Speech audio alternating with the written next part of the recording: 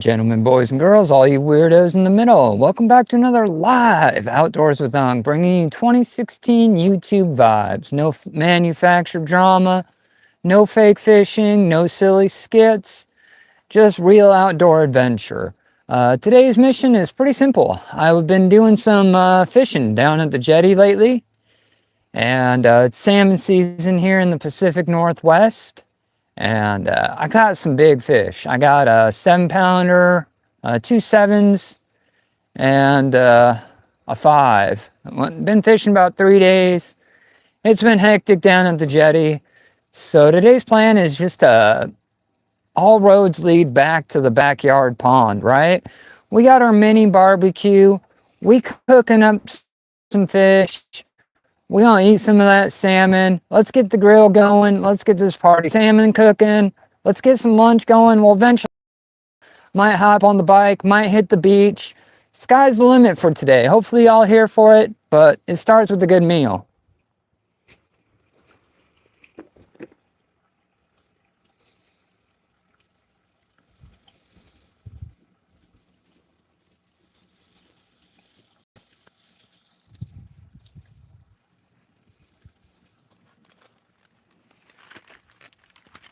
So this is a salmon fillet that we just caught. This thing's doesn't get much fresher than this. I pulled this out of the ocean yesterday. I mean, check out that fillet, guys. Absolutely beautiful. We got a little barbecue here. Nothing to write home about. But for today's purpose, it'll for sure cook that fish. They don't have any lighter fluid, and I don't like to match light briquettes because it just ruins the flavor. I could use newspaper, but I'm gonna do an old hack. If you guys got some like chips, these are just barbecue chips, and we're gonna actually use those to get the fire going today. Couple chips in the center. What you're gonna want to do is volcano it. I actually got a little more briquettes in here than I need for what I'm doing. You don't need real hot to cook salmon or fish in general. We're gonna cheap out and just use about half the briquettes I got in here.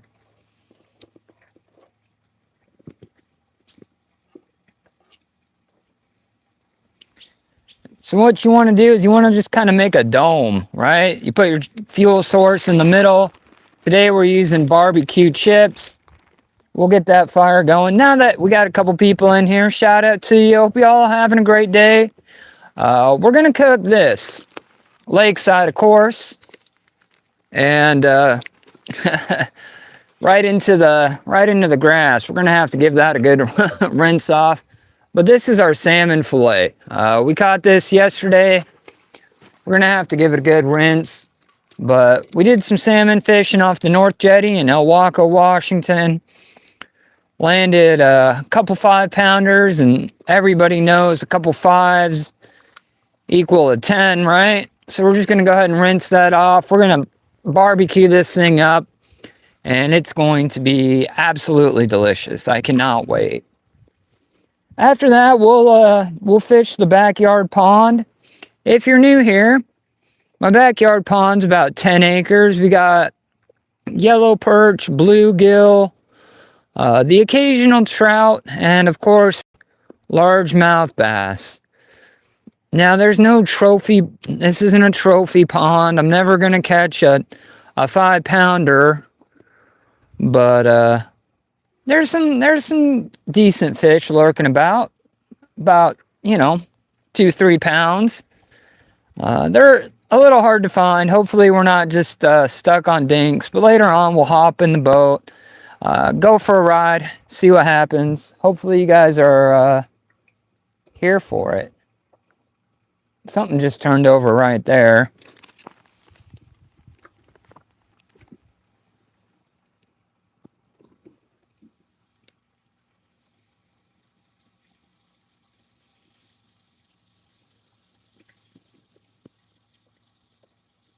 I should have brought the lid. We're struggling a little bit to get this started. But just barbecue chips.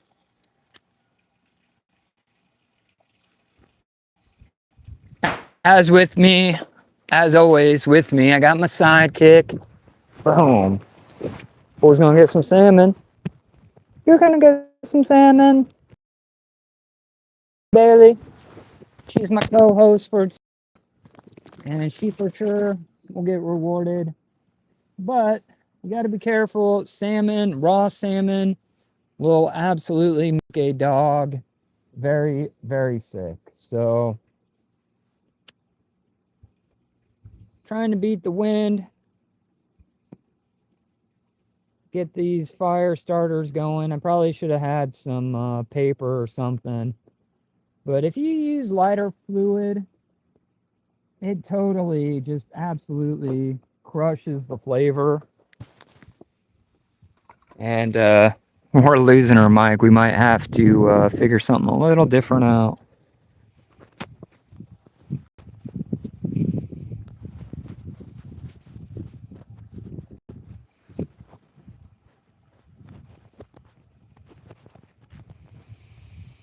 Please stand by while we experience audio difficulties.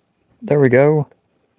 You know, these little magnets that, sorry, I know a lot of people don't give a damn about YouTube, but these little magnets that hold the mic are just so fragile. At the end of the day, don't know what else to call them.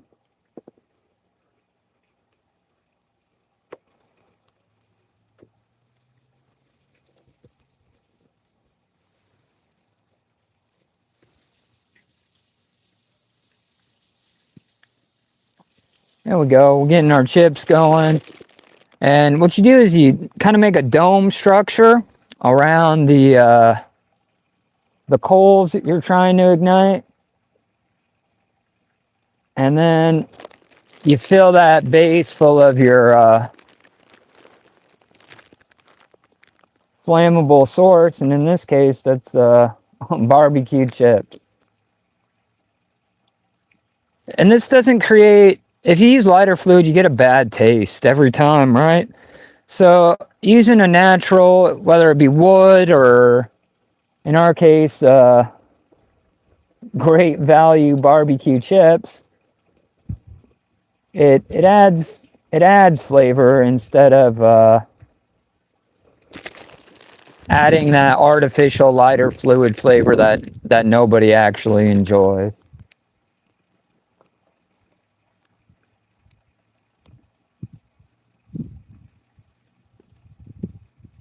And a double-edged sword here. We got a little breeze today. Oh man, I think we might go get some bait and throw out a line while we're waiting for the stove itself to get going. Let me pull up the chat here.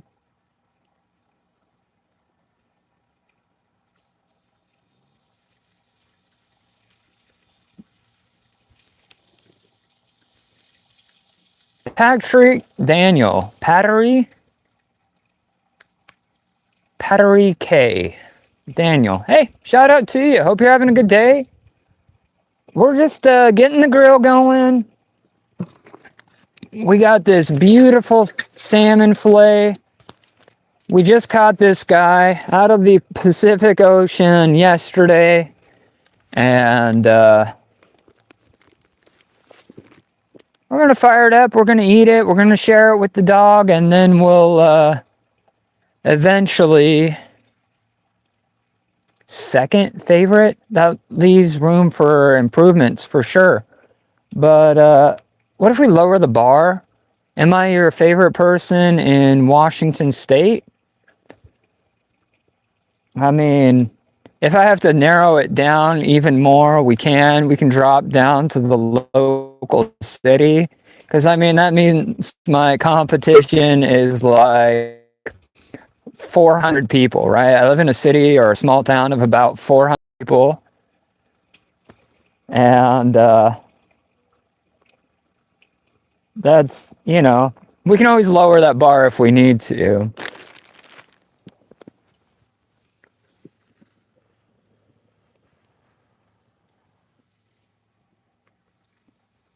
Oh, we are smoke show, not in a good way. Burning, burning eyes. I think we're gonna get it going though.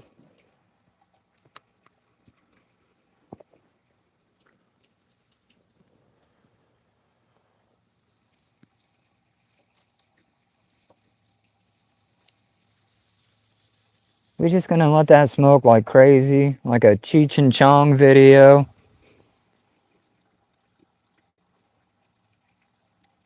That's perfect. And I don't want. I mean, if my pants make me look fat, tell me they make me look fat. You don't have to like boost my ego. But I did have a question for you in case you showed up to this live, and I actually wrote it down. So like, what do Scottish people call like transgender people? Like, okay, so you know how in Asia they have like lady boys? There's got to be like, and you know, so I'm just wondering what the Scottish term is for lady boy. It's I mean, I like to learn new things about culture. So like if I'm ever in Scotland, okay, so a lady boy or transgender.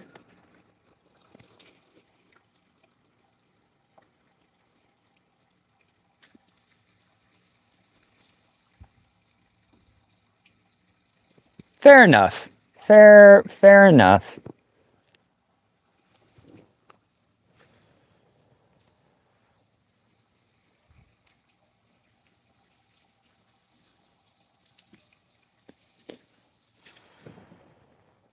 There was a message held for a review there. Cheeky wanker. That sounds fun. And I'm sure it carries a lot more cultural weight than we're just waiting for the grill to get hot. We got this beautiful, beautiful salmon fillet, freshly killed from the Pacific Ocean. We're gonna grill that up. We're gonna hop in the boat. We might end up on the beach. I mean, sky's the limit. I just watched, you know, I was on a YouTube rabbit hole this morning, and there was this YouTube guy, and he, once upon a time, I was a sailor, right? So I've been to Thailand, I've been to Singapore, and I've seen these lady boys, like, firsthand, right? David Bunny, shout out to you. Rusty, man, we are cooking up. Check out this fillet, bro. Come on. Does it get any better than that? That is coho salmon, freshly pulled out of the Pacific Ocean yesterday.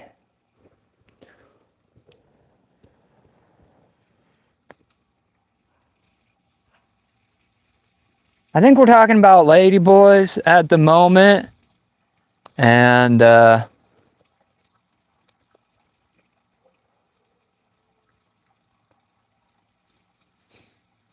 thanks, Eartha. Thanks for swinging through.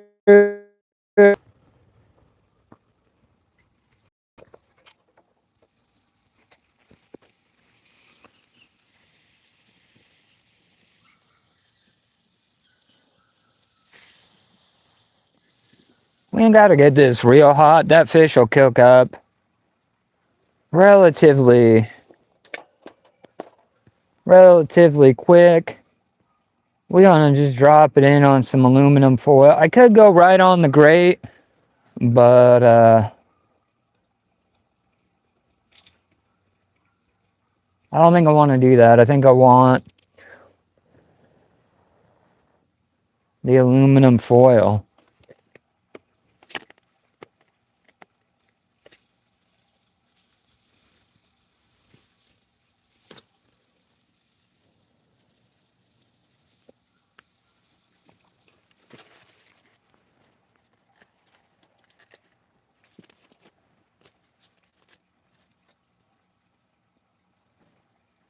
You know how you're a real fisherman?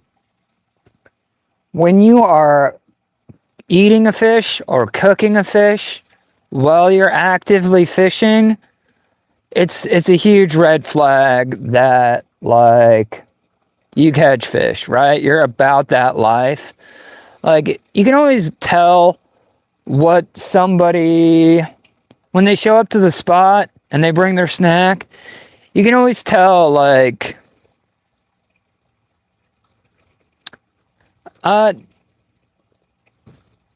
one question at a time. We'll get back to that. What your fishing snack says about you. None. I live here. This is my backyard. I've seen you in a couple lives, which makes me think you're local.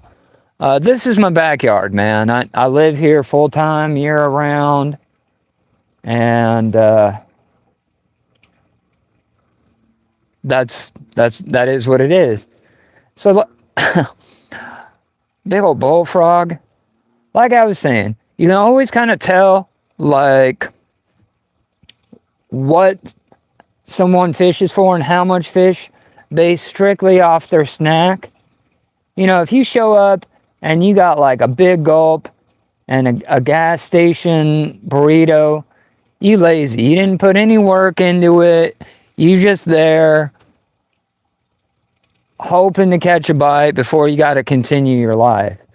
But if you show up with like donuts, chances are you're a game warden. You show up with a box of donuts, especially jelly filled, to the fishing spot, I'm throwing my illegal hooks in the water, bro. You a cop. You for sure a snitch. And if you ain't a snitch, you at least like snitch adjacent, right? So, you know, jelly donuts are a no-no. But your ultimate power play, if you show up like salmon fishing and you're eating smoked salmon, you're for sure about that life, right? You're like, yo, I'm so arrogant that I eat the fish I'm trying to catch while fishing for it.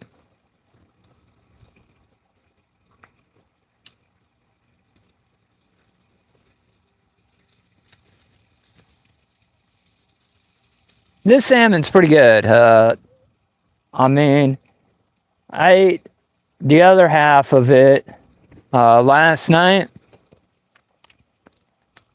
And it was done over just in the oven. You know, standard issue. Butter, lemon, garlic, a little bit of Italian herb seasoning.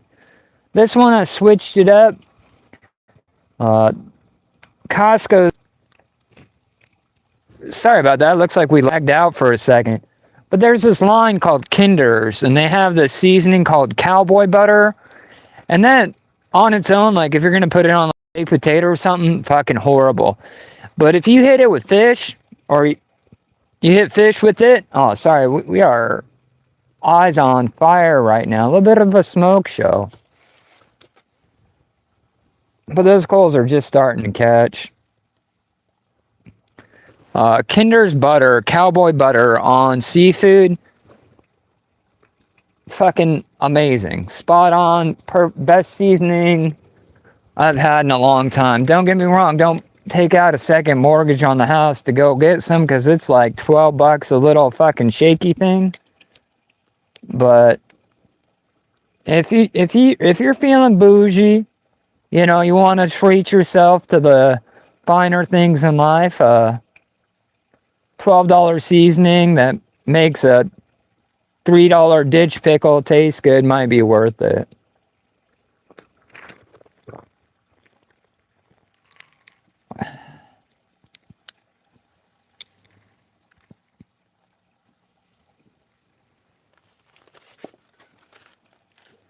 We're gonna keep a little bit of that moisture in there.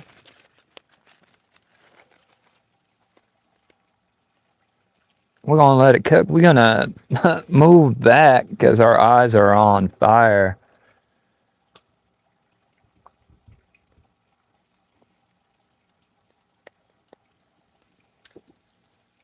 Yeah, I mean it's a little pricey. We get it at like Costco or I don't know what it's called where y'all at, probably Sam's Club but we get it in bulk at Costco, and it's pricey. If you're pricing it out to like those $2 Great Value or Walmart brand things, then it's a significant investment. But you know, sometimes the juice is worth the squeeze. Oh man, had a hell of a day down at the Jetty yesterday. If you catch those lives, I can't really talk to the camera because it's not a YouTube friendly crowd. We'll put it that way. People view the camera as a snitch. I mean, you set up a camera on a tripod and you might as well put on a game warden uniform, right? It's not like, oh, that guy's a YouTuber. It's like, oh, that guy's a fucking snitch. And to be honest, on my last live, and this is where like morals meet regulations, right? They have this rule where you can't use barbed hooks. So they say, okay, I'm not going to use a barbed hook, right? But I was down there fishing, and I'm using a single point hook, and I catch what's considered I'm live, right? So long story short is I fucking actively broke a law live, and what happened is I was fishing, I had my spinner out, and I gut hooked this salmon, right? He just creams it, takes out the whole lure, swallows it down to his belly. And since he has a certain fin, it makes him a wild fish, right? And I'm supposed to throw it back. I'm supposed to cut the fucking line, leave the fucking lure in its belly, and throw back this wild caught salmon. Dead. And it's dead. By the time I get it up on the rocks, it's deader than shit. And state law says, all right, you got to throw that dead fish back. And I know I'm live, right? I just couldn't fucking do it. Couldn't throw that fish back that was dead. Couldn't throw back a fucking perfectly good salmon to be fucking crab bait or seal food bait just because the law told me to. And this is all hypothetical. None of this actually happened. If you're a game warden watching this after the fact, this broadcast is strictly for entertainment purposes only. So now I got this dead fish, and I don't know if I want to, I know I don't want to throw it back, but I know it's fucking peak game warden season, so I got to figure out how the fuck I'm going to get this 12-pound Chinook salmon back to the fucking truck without getting a fucking $300 fucking ticket. And I did. But it's just one of those rules that like sound great on a paper. You know what I mean? Oh, if it's a wild salmon, you have to throw it back. And had I hooked it in the lip with my single point barbless hook, I would have fucking thrown it back. But that's not the reality of the fishing down there. You know, all these lawmakers down there in our state capital think, oh, it's just going to, you're fishing, you're going to be able to keep that salmon in the water, you're going to be able to return it back, and it's going to live. But that's not the fucking point. That's not how it works. I was down on the jetty, and in the last 3 days, I saw 6 dead fish floating back, right? because people throw them back dead because they don't want to risk the ticket. So what happens is you end up fishing, instead of just taking the first two you got, you end up keeping, or you end up throwing back dead fish. If you just could keep the first two you caught, whether they're wild, and here's the thing, none of them are fucking wild. They're all hatchery fish.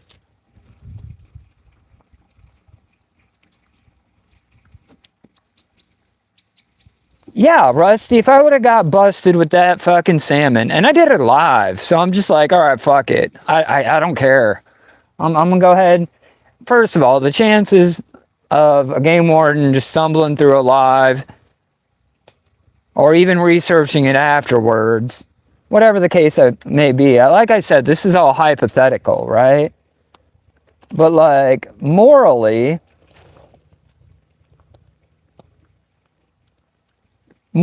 I don't want to throw back a fish. A fish that I could barbecue up and it would taste delicious.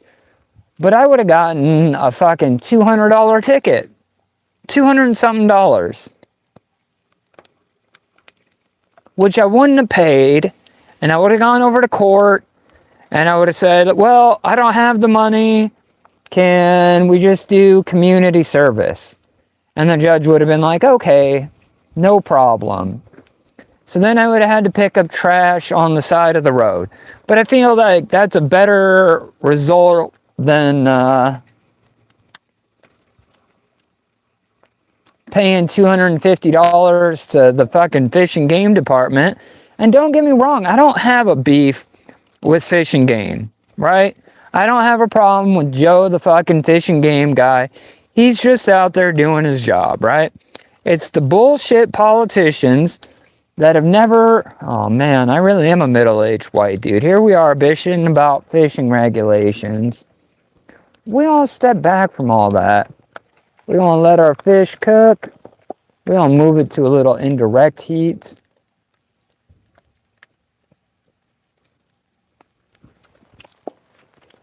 We singeing a little bit on the bottom, but man, that's coming along nicely. Another 10 minutes or so, and smelling good. I mean, life is good. No complaints.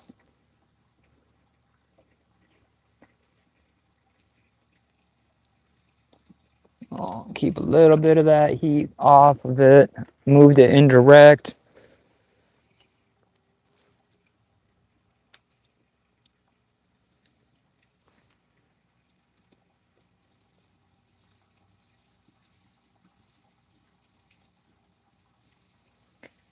Yeah, none yet. You know, if you're a local and you act like you do or are, man, don't snitch on me, bro. I'm just doing what I thought was right. Like I said, if I could have got that fish back alive, I absolutely would have. Instead, I had to smuggle it in a backpack like I'm a fucking drug dealer.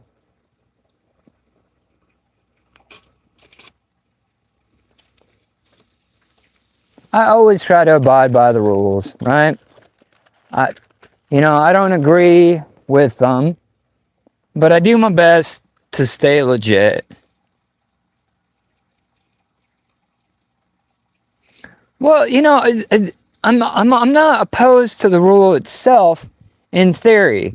If it was a lake shore and I could keep the salmon in the water and it was a single point and I could release it safely, fine. But that's not the reality of salmon fishing. The reality of salmon fishing is, one, you're in a boat, usually, to hang off the side of the boat in 4 to 6 foot ocean waves or in the bar of the Columbia River is not realistic.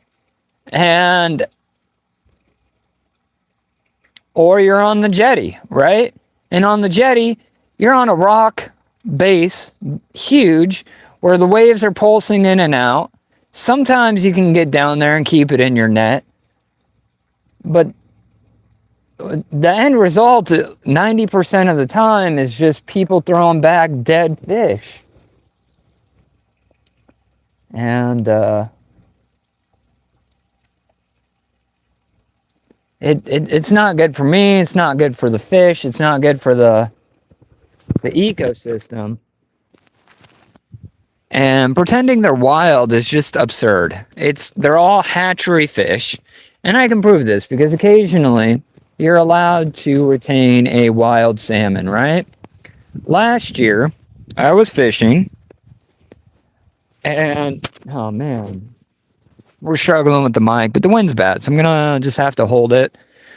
Last year I was fishing. I caught a wild fish out by Buoy 10, the mouth of the Columbia River. Huge buoy, huge fishery. And the fish checker, because they have fish checkers, come up and check my fish. And it has a tracker in it. And if you can tell me how a wild fish has a tracker in it, I would love to know how that's even a thing. Are salmon populations now being born with trackers? Because that's pretty neat.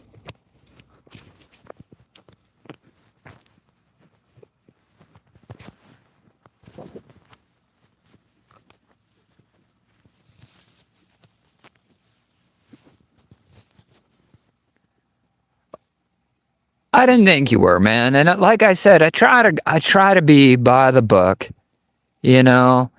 And not everybody down there is, and I don't care. Do what you want to do. But I'll tell you what, nobody down there likes that camera.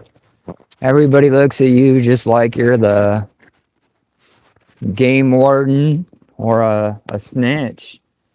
I mean, I have to hide the camera up in the rocks and ignore it, which makes for a boring live stream. So if you're watching, I'm kind of sorry it's a little dull, but occasionally I do hook onto a big fish, which makes it relatively entertaining.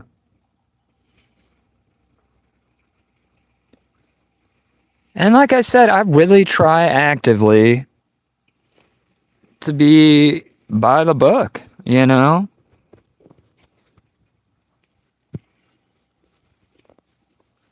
I don't want to be doing nothing. Ooh, we getting some vibes going. Let me show.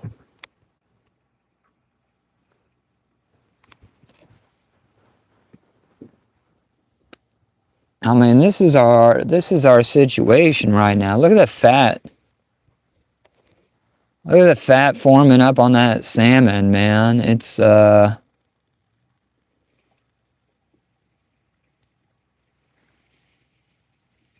lakeside. That ain't no green screen. We out here cooking live fish by the lake for real. Shout out to the 5 people. Hope everybody's doing good. We gonna grab a Diet Dr. Pepper and we'll be right back.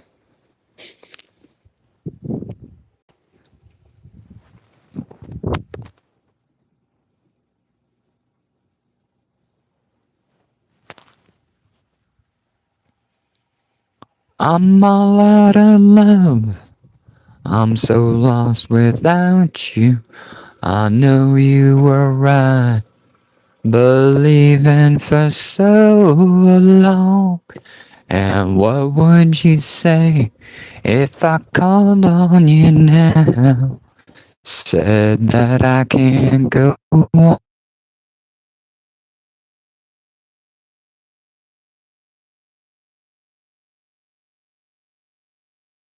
Or I'll be gone.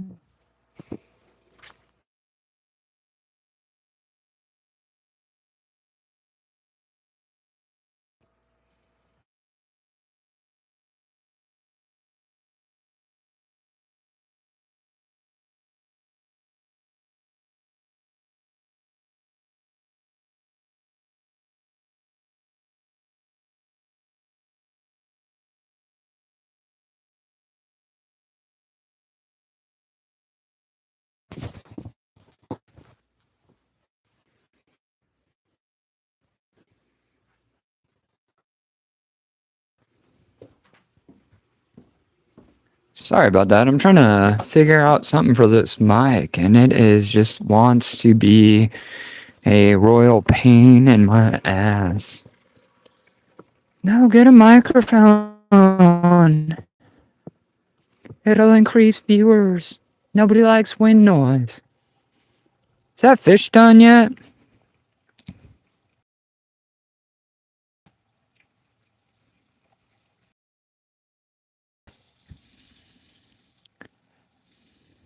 You know, none, man, I just wear sneakers, and 9 times out of 10, I get soaking wet, bro. Like, or ma'am, I don't mean to assume anything. I get wet up to my knees every time. It usually happens when you're netting your buddy's fish, even with a long pole. Those waves push up, and you get wet, man. So I just do sneakers, hope for the best. You know, a pair of wader boots might not be bad. I don't know how the felt would do on those rocks, though. To be honest, I've seen guys down there in wader boots. You know what I mean? Those velvet shoes. Or cleated velvet shoes. And I don't know. I think at the end of the day, it would be a beneficial thing to have. But as far as footwear, just whatever you got. No, I don't have any real outstanding recommendations.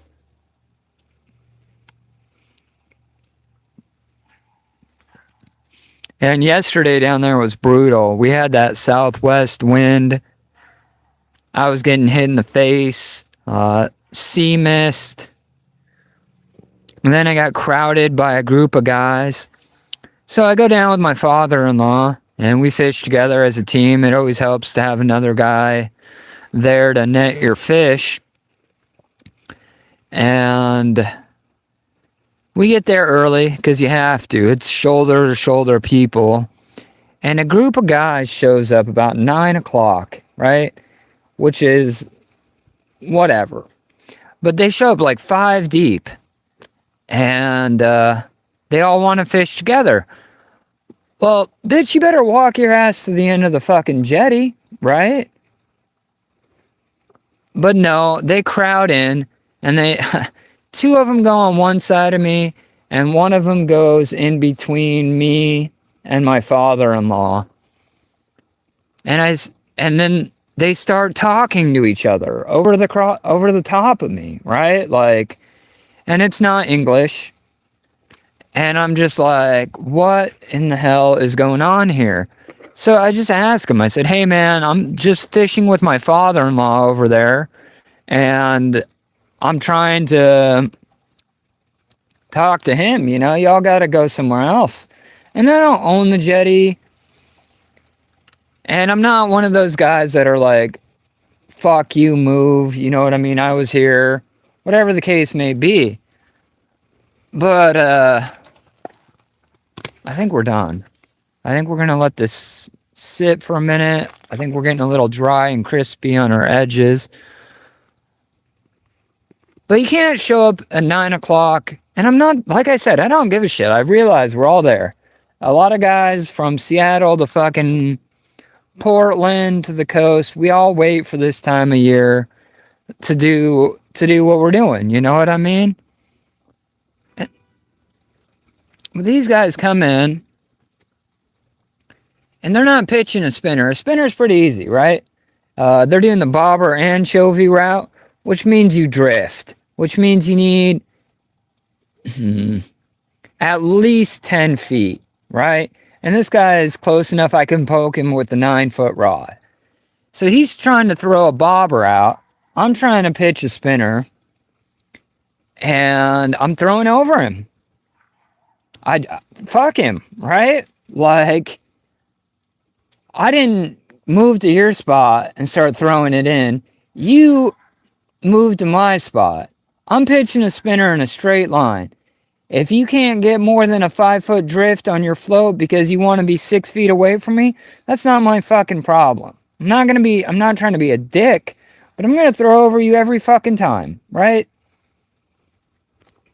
And, wow, that makes me sound like an asshole. I'm really not. I'm a really nice guy. But this fish is cooked, man. I am dying to sample this fishy goodness.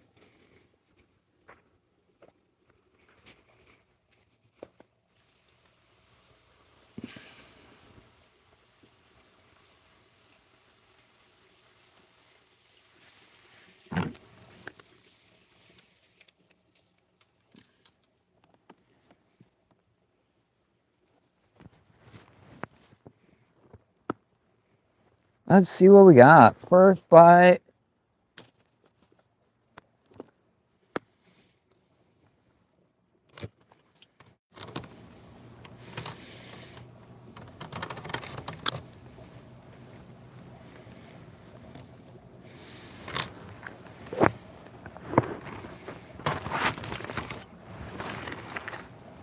Oh man, doesn't get any better than this.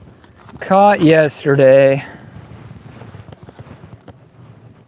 Freshly caught out of the Pacific Ocean.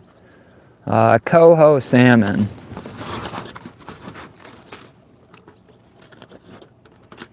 And of course the first bite goes to my sidekick. Come on.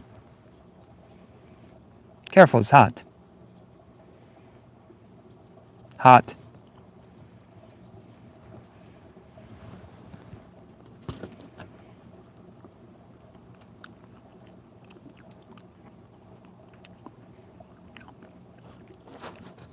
I mean, beautiful. I mean, look at the steam, the fat, the omega-3s.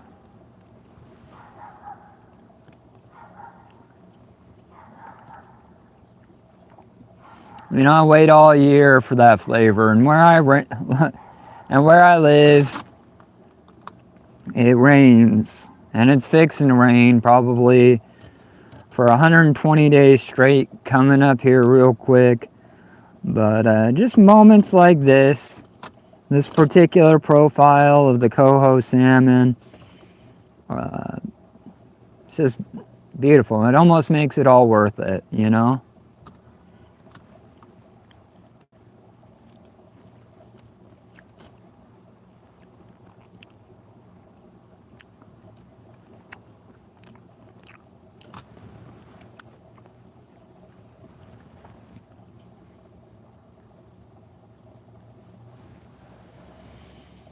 You know, people pay big money for salmon. You know what? A lot of people pay big money for like kings or chinooks, and everybody's like, oh, that's what I want. I want a king or a chinook. But if we're talking flavor profiles, give me a silver or a coho over a chinook every day of the week. Not fishy at all. Well, enough to know it's fish, right? But absolutely delicious.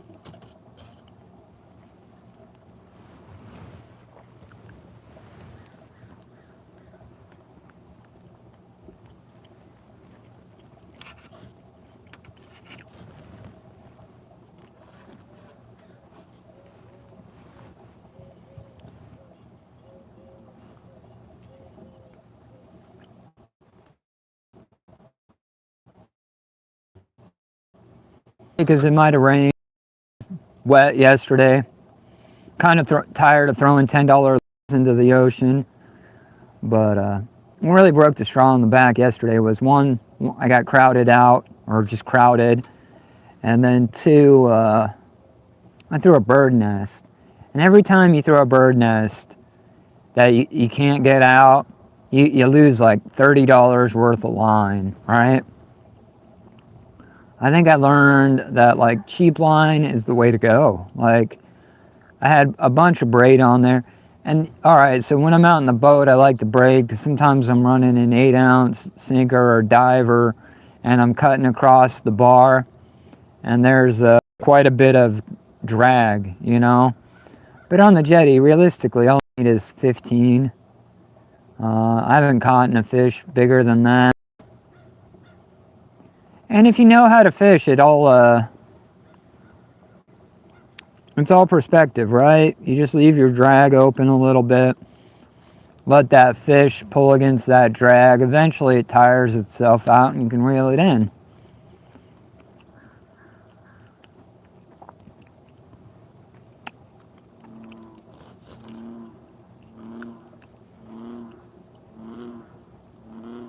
Big old bullfrog over there. I bet he'd be delicious too, but one meal at a time.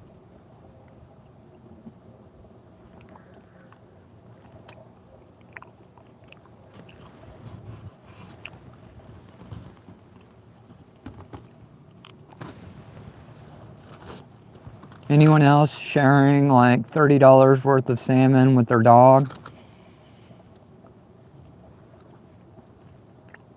Can't help but feel cost per math on that is crazy. First of all, it probably cost me at least $10 in gas to get down to the jetty. Each lure I use is about $10. The fishing line itself is about $30.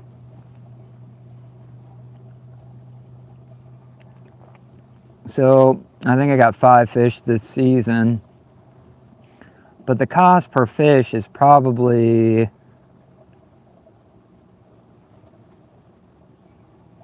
yeah, I don't know. I mean, I got a couple $100 just in lures, but I still have some. I don't know, I'd probably lose maybe, it really depends, but sometimes I'll go through, 0 lures in a day. Sometimes I'll lose 3 of them. Well, if I lose 3 lures, that's $30 plus the 10 in gas. I guess there's no money in fishing, right? I like to think that there is, right? Like, I'm not just wasting 5 times the amount of cash to the actual cost of the fish. I think we're close,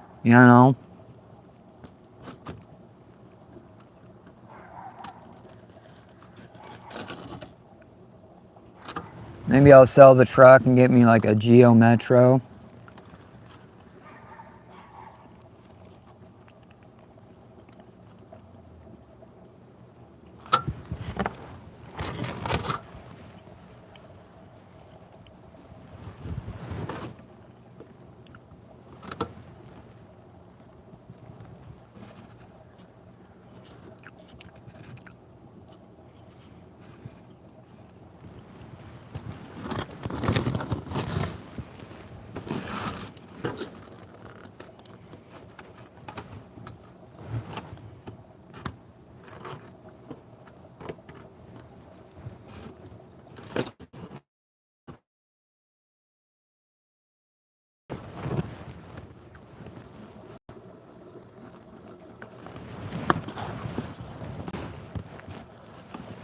This is my dog's absolute favorite. Let's try a test.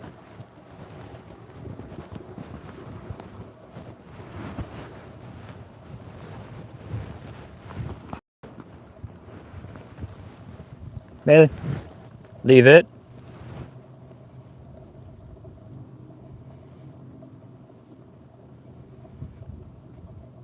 Okay. Okay. Go girl.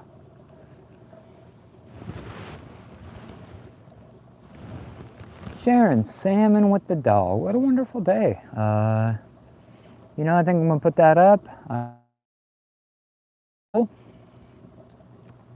Beast Vids, hey man, shout out to you. Hope you're doing good. I think I'm gonna load up the boat, and I do. Not like a marriage proposal I do, but I do remember you.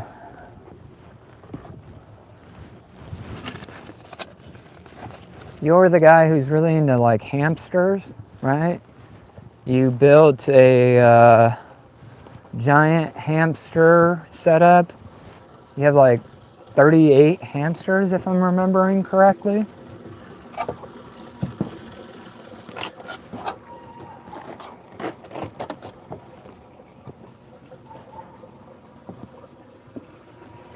Man, I have been at the Jetty recently. We're fixing to grab some gear and then we'll head out in the boat. Just got done eating a big salmon. I caught a salmon yesterday. We're gonna grab some gear. We're gonna head out to the boat and we're gonna cruise around for a little bit.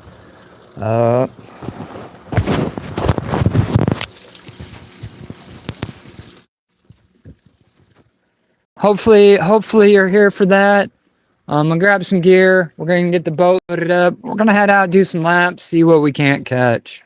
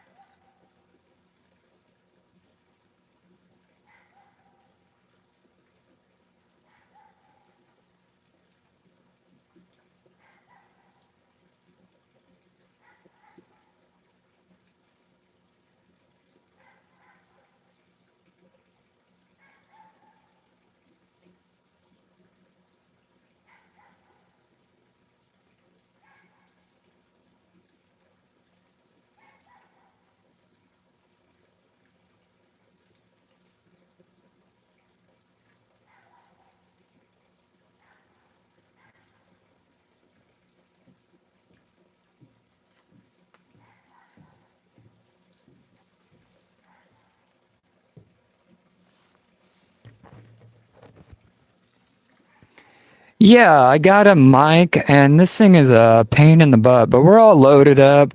We're gonna head to the boat, hopefully catch some fish. Got my Sidekick. Lucky for me, the gear I need's already in the boat. Hopefully there's juice in the battery. And looks like there is. We're gonna move you guys. Ugh. Water levels are way down between the beaver dams and the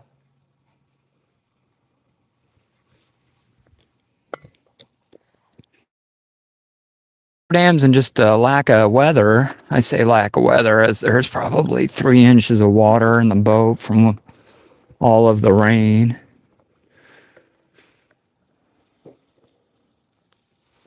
All right, we're gonna move you guys from a different tripod to the boat tripod. Give me just a minute.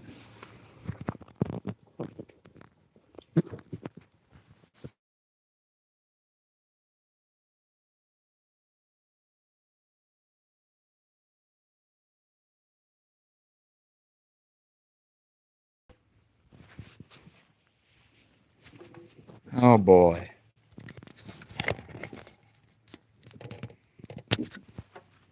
I don't even know.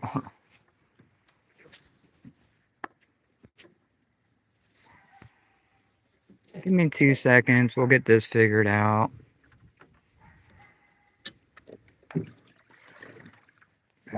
So much water.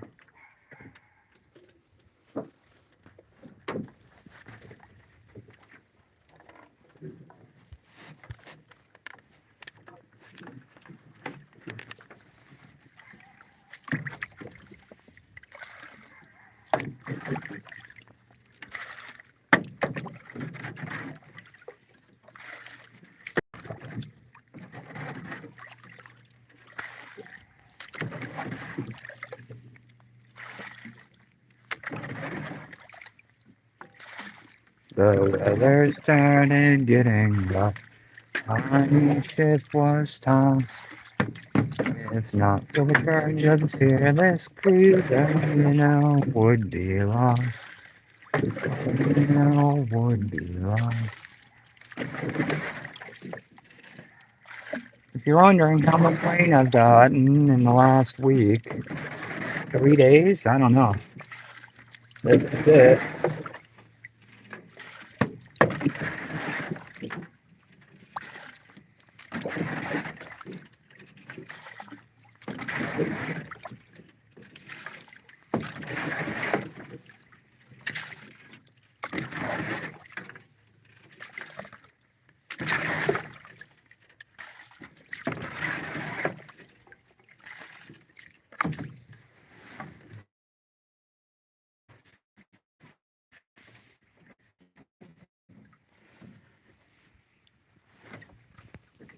Is it even a Johnboat ride if you don't have to bail at least a little bit of water?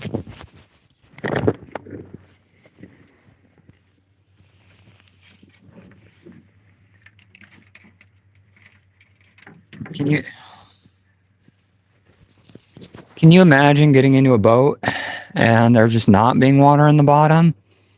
Like it's just like good to go right out of the gate. That sounds like a pipe dream. Let's do some laps. We got our little favorite rooster tail tied on. Let's get you guys up in the holster.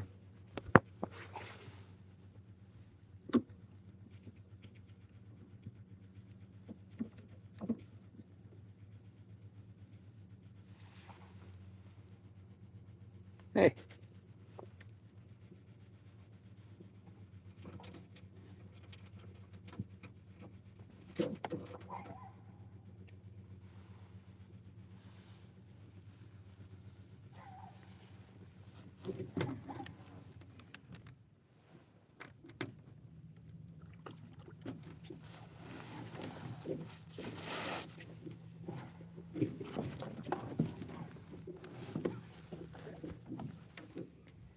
If you're leaving this on as background noise, but you want to see me catch a fish, I'm cool with it. By all means, fold your laundry. But pay attention, because I'll squeal like a girl when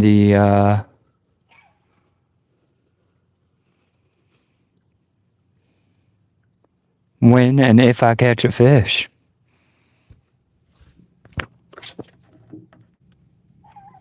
We had one almost bite it right there at the top. I'm not even out. This little lure has been razor hot lately. Razor hot? That doesn't make sense. Smoking hot?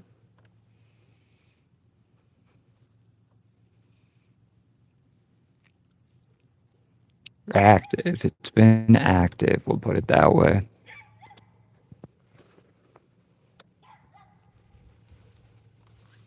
Yep, on a boat in the middle of a pond, doing some fishing, bro. That's what we got going on.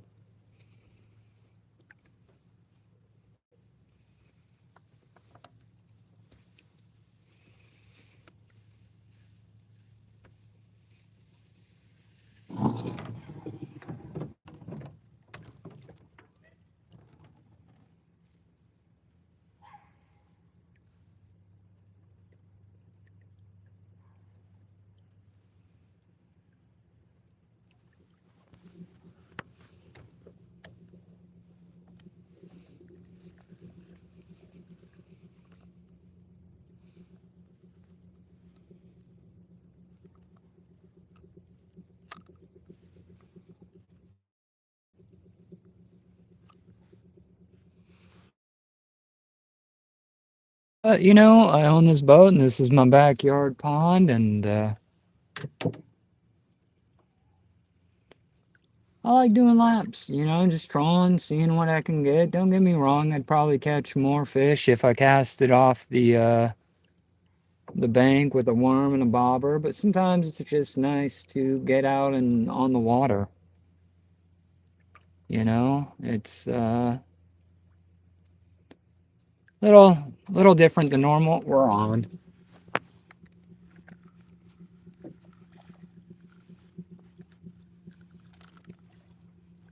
A little largemouth. Nothing to write home about. Pretty decent sized little fish. We'll get him back. Oh, he's flopping around like a fish out of water. We're running into the bushes. Fish number one, little bass. Back to go. I'll get out of the weeds here.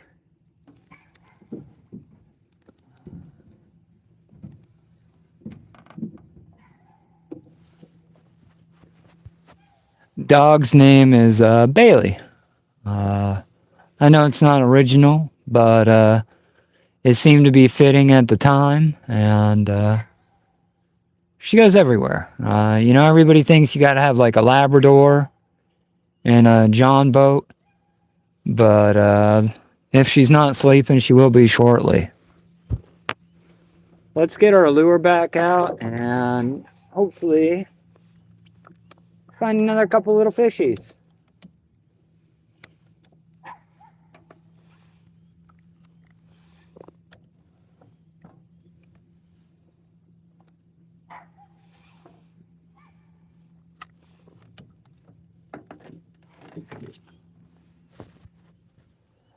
You know, I stream as much as I can, and I try to make it as entertaining as possible.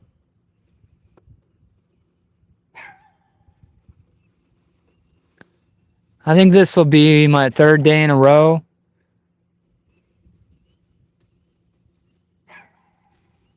Yeah, she's a Chiweenie mix. Like, she's a Chihuahua Dachshund. And I think it's the perfect combination. She's shy, like a Chihuahua. You know what I'm saying? But she's not yappy, which is great. It's like a good combination of the both.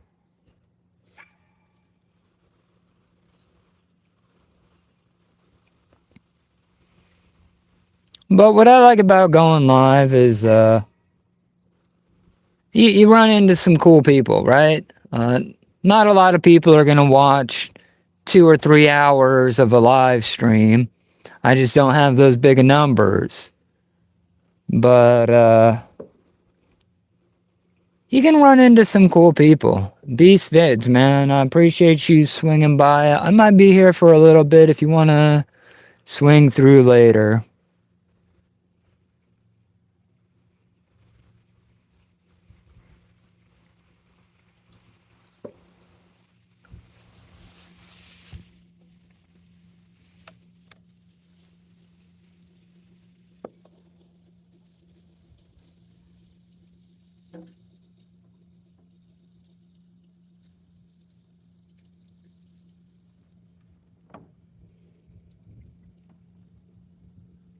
Wind's kicking up a little this way.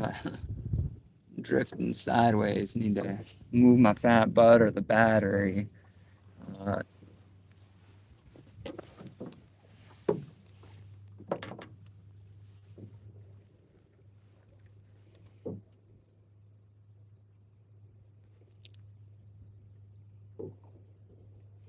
yeah, me too. Like I said, you know, you occasionally you run into somebody and they got a pretty good, interesting story. You know, I like talking fishing. You know, sometimes that chat, you never know. You never know what you're gonna get, right?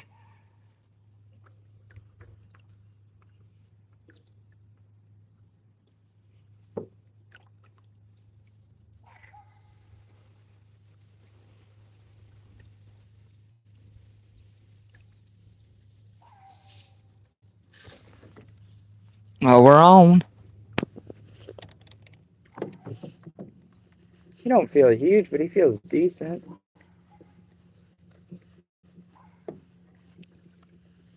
He's decent. He about a pound. You know, I don't get real big here in the backyard pond. This is what we got, but 1 pound bass all day long. Let's get it. Fish number 2.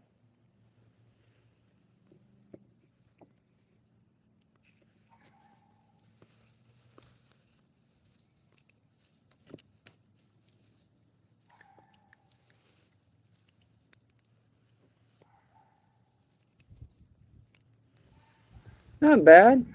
Probably about half a pound. We'll name him Pete. And Pete, back you go, buddy. All right, fish number 2 in the boat. Let's crank it back in gear, get our line out there, and hopefully catch a few more just like him.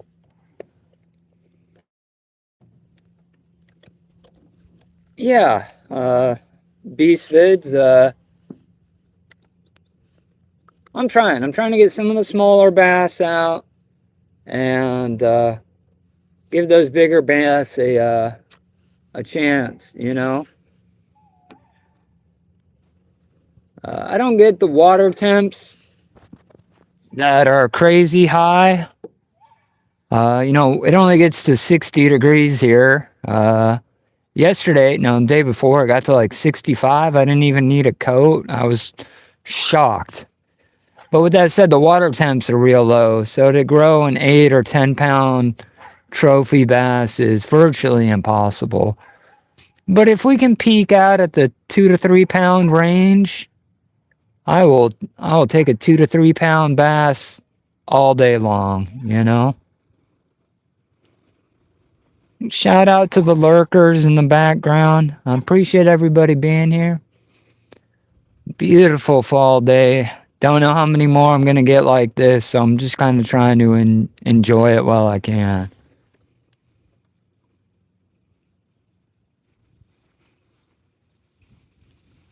Heading back out to the jetty tomorrow. It is salmon season. Salmon season where I live, and I've been getting big fish. But that's combat fishing. You know what I'm saying? You're down there on the rocks, fighting the ocean to catch a 10 to 15 pound fish. This is where my vibe's at, you know?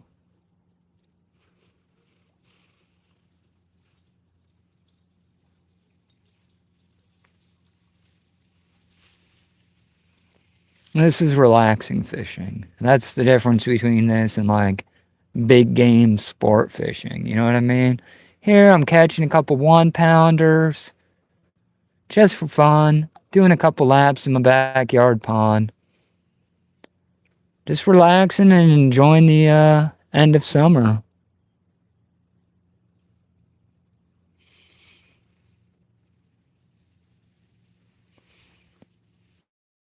I'd like to get in one more camping trip before the season ends, you know.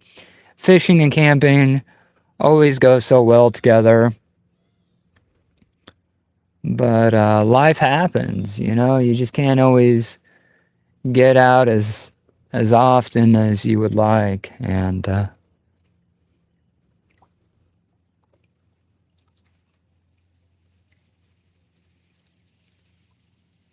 I'd like to go out in the ocean and do some surf perch fishing. Normally I crush it. Like I'll pull a limit of surf perch, and they're 2 to 3 pounds. And the limit is 12. But you got to put your waders on. You got to go stand in the ocean. It's a bit of a process. But I haven't found any yet this year. Normally they travel in really huge schools, and they get big. They're not, I mean, they get, you know, 20 inches. Wow, wind's kicking up. I'm not even sure we're moving forward at the moment. We're going to put some strain on that battery today, but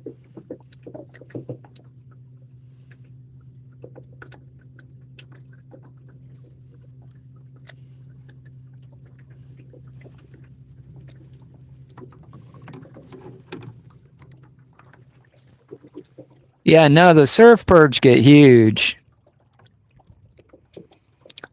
And it's different. It's different than the yellow perch. Similar taste, but they're surf perch. They're out in the ocean. And you fish like a high-low rig. And it is... Sometimes you'll throw out into a school of them. You got a 3-ounce weight on the bottom.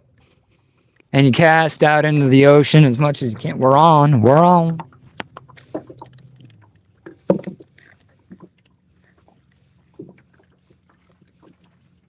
Speak of the devil.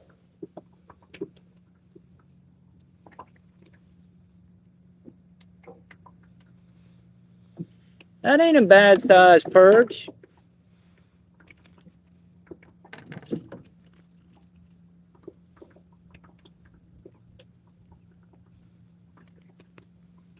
Sorry, Drew.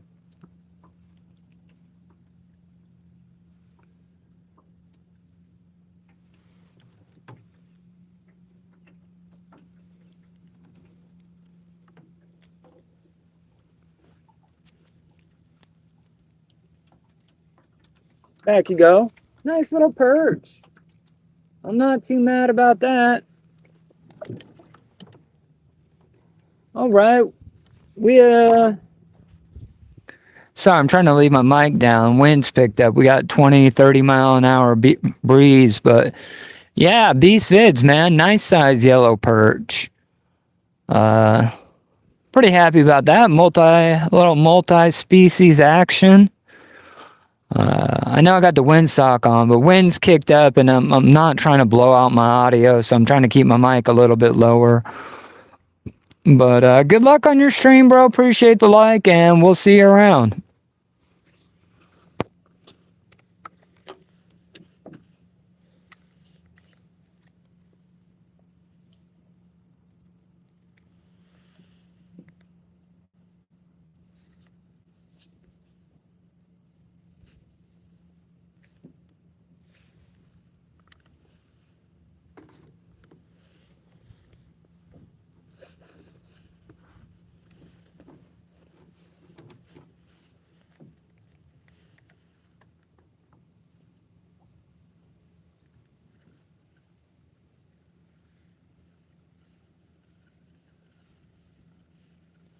Yeah, living on the coast next...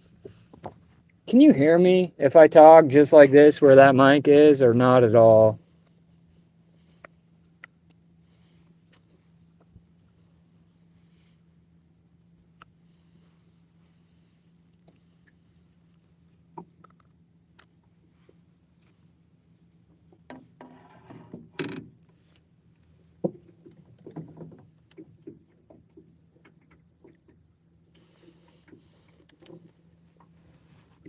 Picking up fish every lap. That's not bad.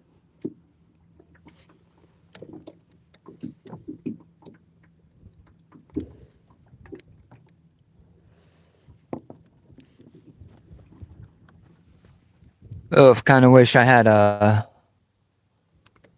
big girl in a bikini to help keep that front end down. Little bit breezy. I swear it's like we just standing still.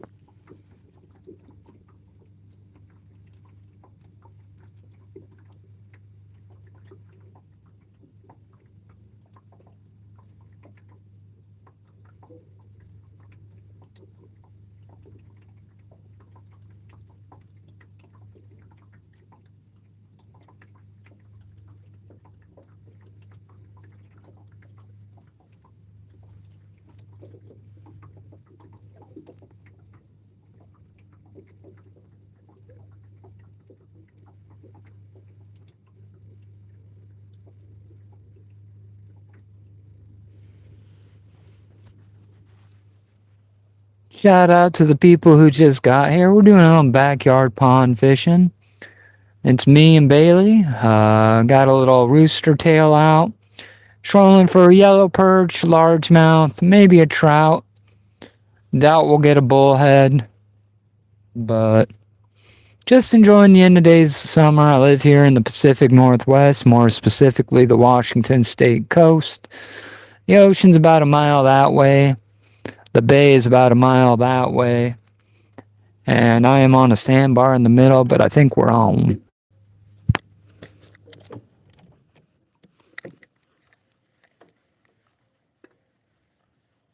I don't want it. Throw it back. Oh, all right. We lost it right at the boat. Dink bass. Not too impressive there, but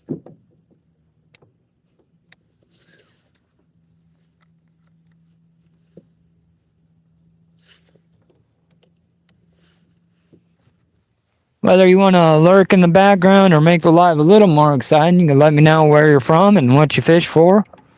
Or you could just comment hi, and I will make crazy allegations of where I think you're from and what I think you fish for based strictly off of your screen name.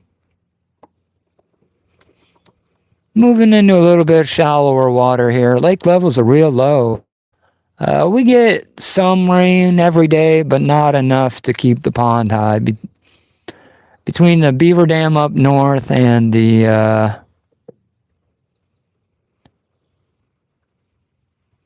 end of summer vibes, we're nowhere near a drought by any means, but not a long ways from full. We were normally a 10 to 11 acre pond, fed by some other ponds and bleeding into other ponds, but this time of year I want to say probably closer to 8 acres. We lost some ground. But there's still fish to be caught, having a good.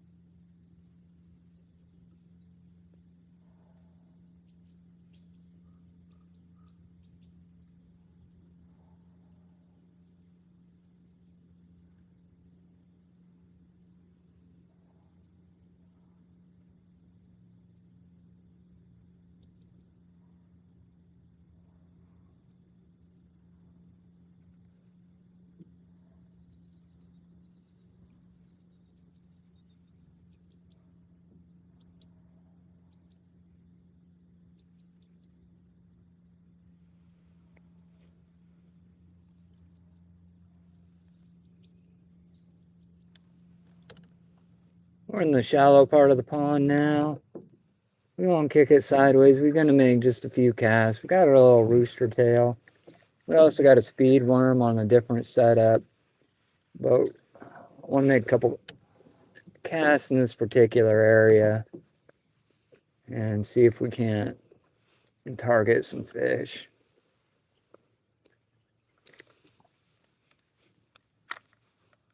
It helps if you can cast more than 5 feet.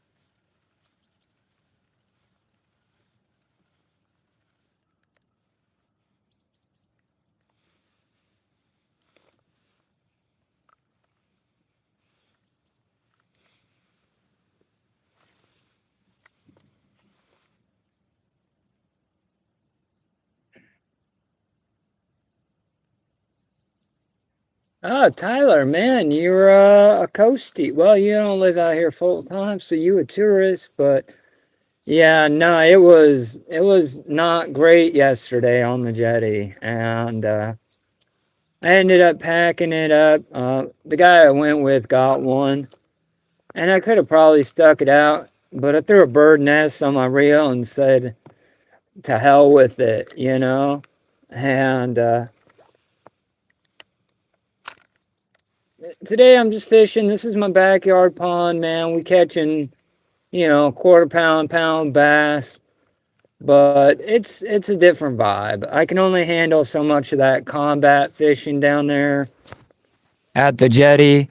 It's not relaxing. Nothing about the jetty is relaxing, but it's good to hear that you got into some perch, man.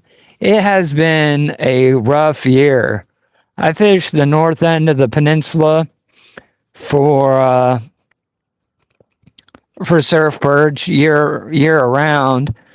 Normally there's a big push in the spring, but this spring run was tough. Normally I'll get into a limit, I'll run that high-low rig and double up, get a limit in a couple hours, and call it a day. But shit, it's been a rough year for surf perch. I got one or two decent sized ones, but I've been combing north end of mid peninsula. So the fact that you found some is really inspiring. Actually, I might get them about out there. But I haven't fished. You know what I did pick up the other day off the jetty was a rock bass. I was running a blue fox. I let it sink down because I was playing with my gear, and I did catch a pretty nice rock bass, and that was mid jetty, not even out near the end. So there's fish around, but thanks for swinging by the live, bro. Thanks for checking out my channel. I appreciate you. I'm just a normal dude sharing a hobby with the world. It was pretty freaking brutal yesterday on the jetty, though. I just needed a day off. I'll be back out there tomorrow morning. I realize you gotta fish when the fish is here, We all kind of wait months, for this time of year. I had the boat out last week. Not this boat. This is my backyard pond boat. But I was out fishing buoy 10. And I don't like it, man. First of all, going across the bar is never a good time. And you're out there playing bumper boats, burning $100 worth of fuel, It just, then you're spending, $50 to catch a $20 fish. I think I'm on, though. Let's get it. Don't feel big. What do we got? Oh, he feels decent. Let's see. Not bad. I don't know. I can't see him. He fighting, though. Ah, not bad. Not great, but not bad. Little half-pound bass. Little largemouth. Not terrible for a Wednesday afternoon in the backyard pond. I'm here for it. See, why combat fish shoulder to shoulder to catch, 20-pound salmon when I can have just as much fun catching about a pounder? Nice little largemouth. I could go, Bubba. See, it don't have to be big fish all the time. Don't get me wrong, I wouldn't eat that little fella, but this is relaxing. That jetty fishing or salmon fishing out in the ocean is a good time until it's not, Out on those rocks getting blasted with 20-mile-an-hour gusts and sideways heavy mist. I guess I won't call it rain, but it's definitely a heavy mist. This is a different vibe for sure. I like that big, ocean fish in our mouth of the Columbia there.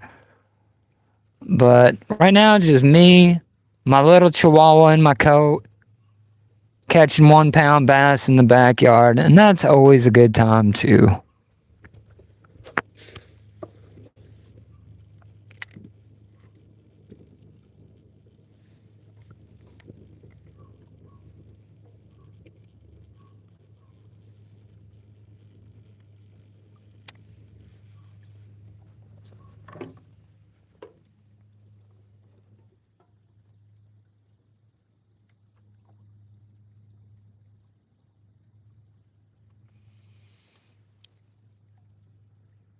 Yeah, Tyler, I think you commented. I've been pitching spinners down there. I think you commented. Here's the thing, I can't talk to the camera down there because people view it as a snitch stick, right? They see that camera and they look at it the same way they see a game warden. You feel me? So, especially the older crowd, and I ain't putting anybody down, and I don't give a fuck what you're doing, to be honest with you. I'm on my own business. But, ooh, that moved the rod there. I gotta keep a better eye on that. But yeah, you throw up a tripod on the jetty, and everybody's acting like you the game warden, right? Giving you like dirty looks. And I try to be respectful of that. You know what I mean?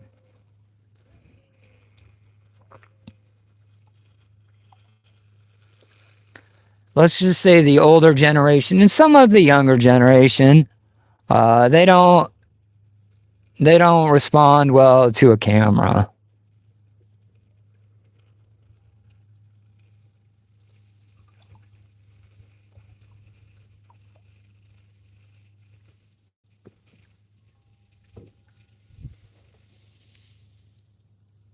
This is my happy place. I know it sounds silly, but just doing laps in my backyard pond, catching, 1 pound, half-pound bass or yellow.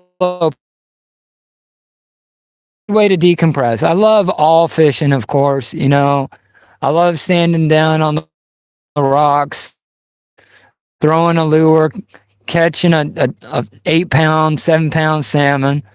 But I like this just as much. Different. You know what I mean? I just like being outdoors is what it comes down to.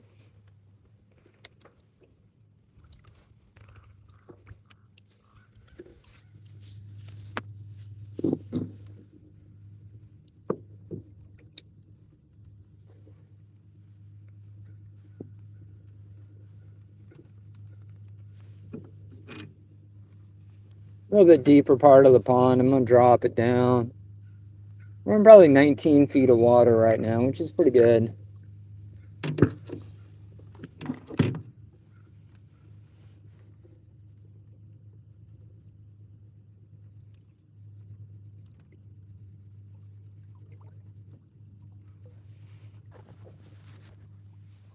I haven't been on the Cowlitz in a long time, brother. I'm a Columbia guy through and through. I'll work on buoy 10 in the fall, but up, in spring run, I'll head up to Cath Lamont there and target, the spring run at county line. But when I was younger, I used to do a little bit in the Cath Lamont, the Cowlitz. But I don't do the estuaries too much anymore. It's mostly ocean fish for me. There's a big spot in this cell where people go down and their fishing method is a chunk of lead and a treble hook.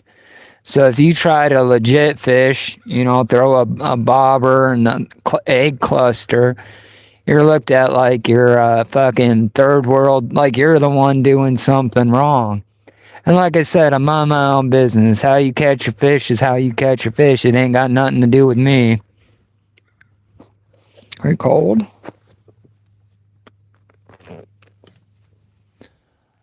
But with that being said, I try to keep it legal. You know, I don't have a desire to go down and snag a bunch of fire trucked out salmon that have been in the river too long.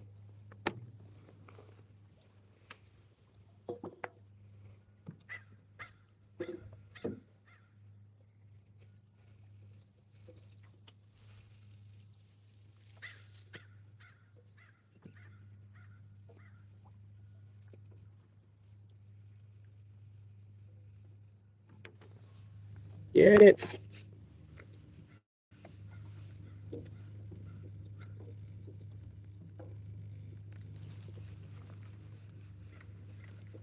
Ooh. Missed a pretty good bite there.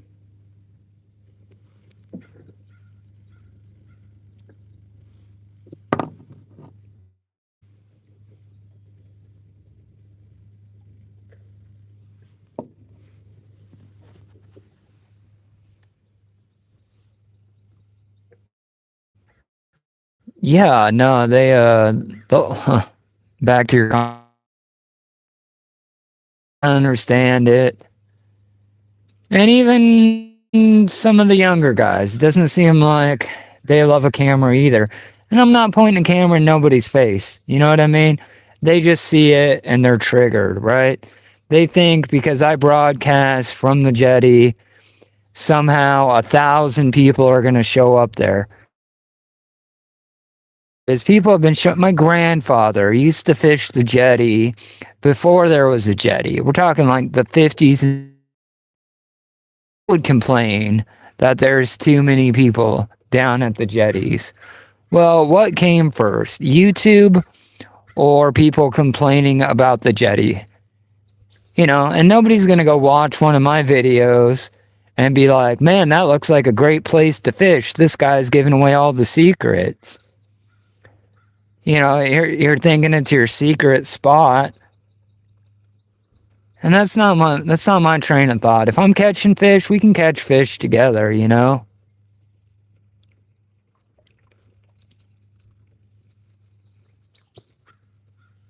No, they just complain, man. They're like, oh, you know, I think, no, we missing bites. They're just like, oh, all these YouTubers are ruining it. The reason the jetty's so crowded is because YouTubers keep blowing up the spot. And I'm like, first of all, I got like 7K subs. If you and half of them are in fucking Texas or Maine. You know what I'm saying? Like, if you think people are gonna fucking fly out here to go fish the jetty at Cape Disappointment because of a video I made, you're higher than fucking draft nuts. You know what I mean? But that's their mentality. That's that generation. And I'm just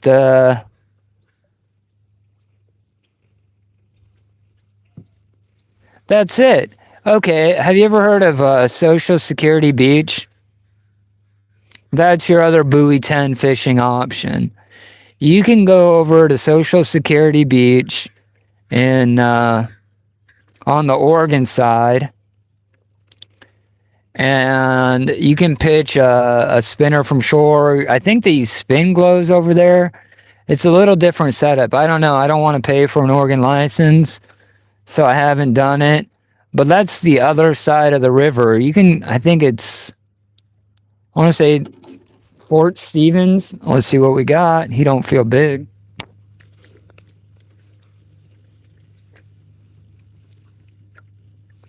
Baby bass. We're not too sad about letting him go.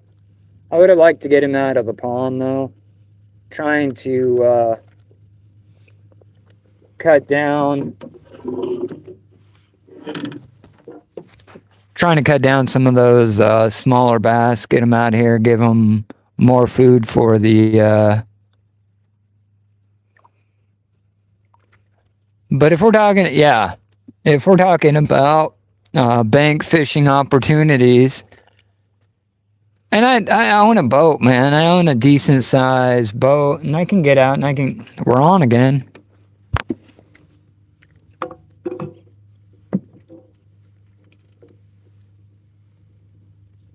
This is the size we're trying to get out of the pond. Just little dinks. I'm never gonna hit the water temps to grow a 10-pounder because it just don't get warm enough out here. But I am trying to grow at least a 2-pounder. And we're gonna cull these fish out of the yard so he don't go back.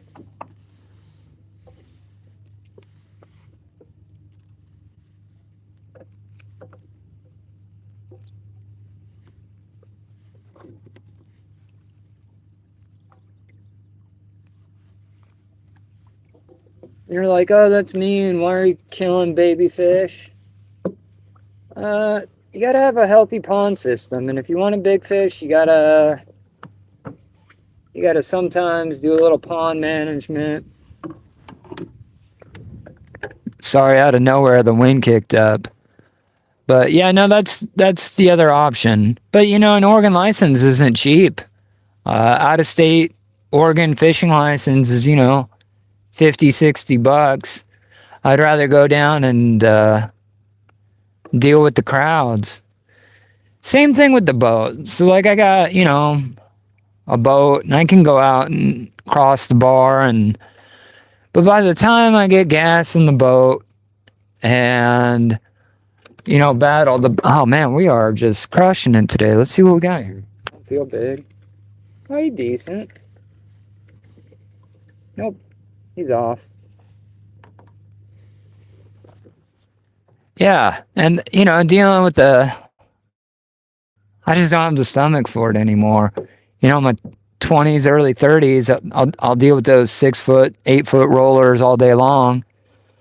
But now I'm just like, man, I'm gonna go out there. I'm gonna spend $100 in gas to catch 2 fish. My friends are all broke hoes, and nobody has gas money. And it's just not worth it, man. I'll just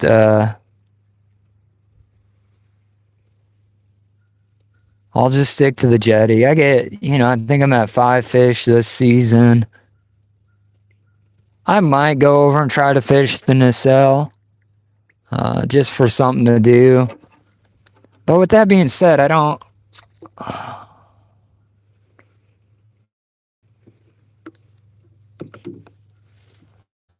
The fishing culture in that area. And I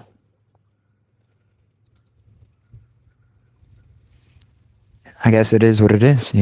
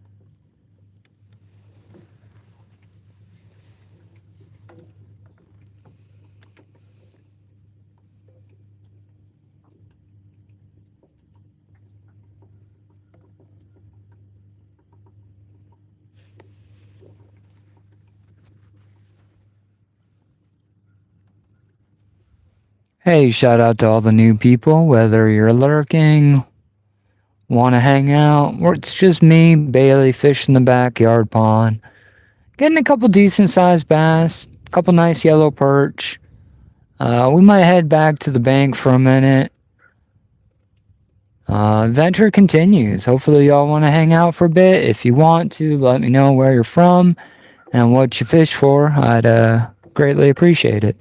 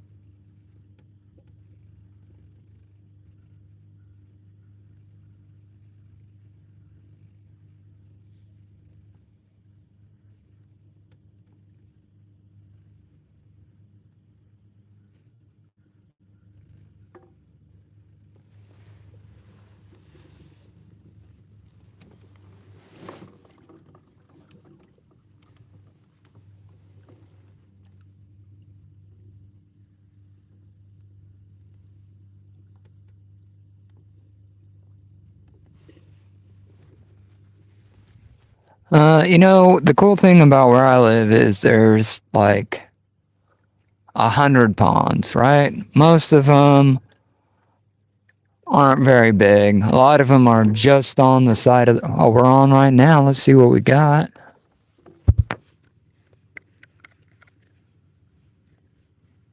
Oh, we're off. Dang.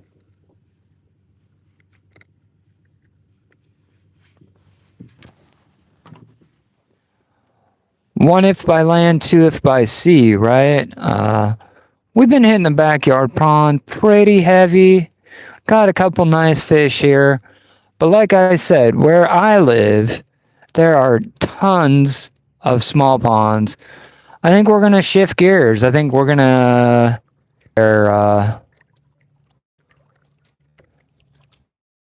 Tyler?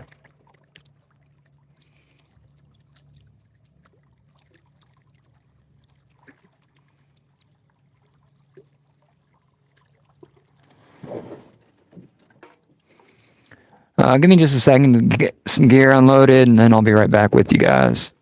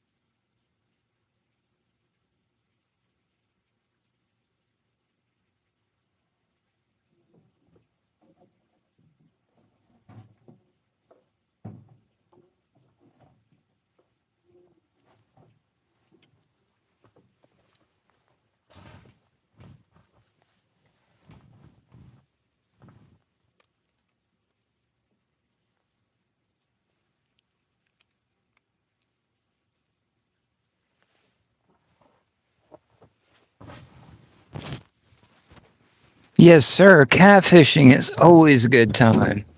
I had some cousins still do, haven't seen them in a while, who live over in the Tri-Cities in eastern Washington. And we used to head out to the Yakima River quite frequently. And we'd pull some massive channel cats out of the Yakima River. But I haven't done that since I was a kid.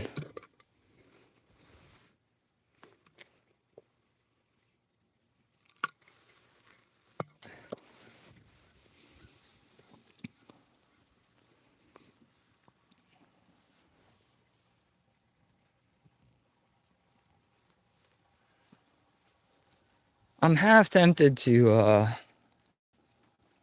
load up the e-bike and go and fish this little canal.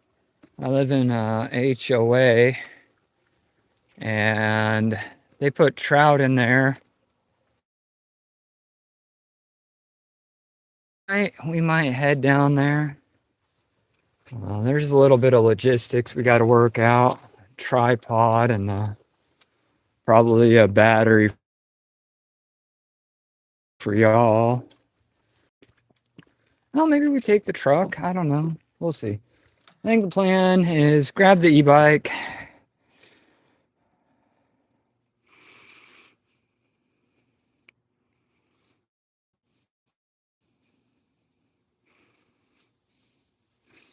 I didn't know there was trout in the Yakima River, to be honest with you. Last time I was there was, God, this is going to make me sound so old, but the 90s. And, yeah, the Yakima River. I was out there a couple years ago visiting my cousins, but we didn't. Damn, family obligations got in the way of fishing. You know, it's people feel like, you know, you go like, oh, I haven't seen you in 20 years. Do you mind if I just show up at your house? But I don't want to spend any time with you. I just really want to go fishing. And that's, you know, that's how that goes. But family isn't very well received sometimes.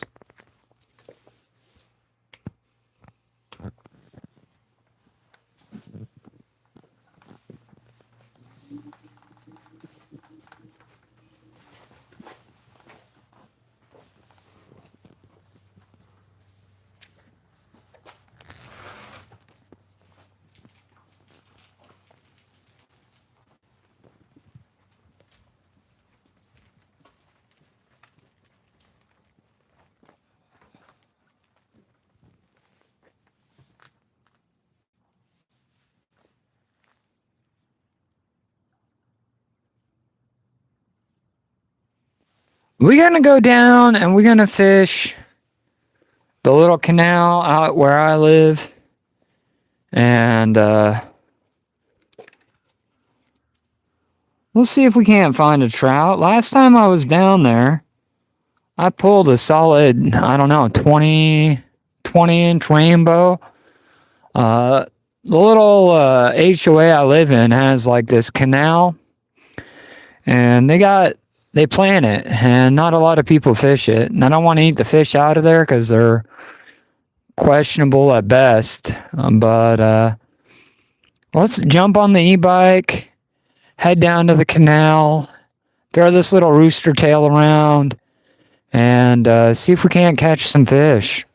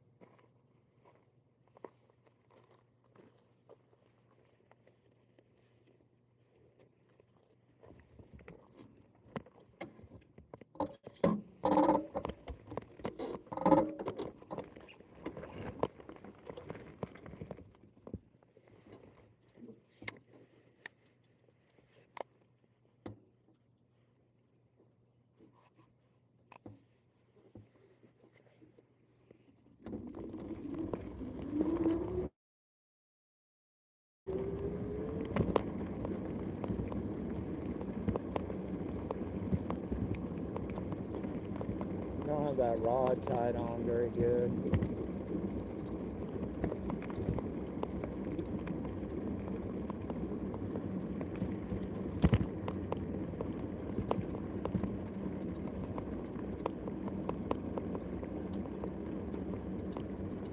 That ain't gonna work.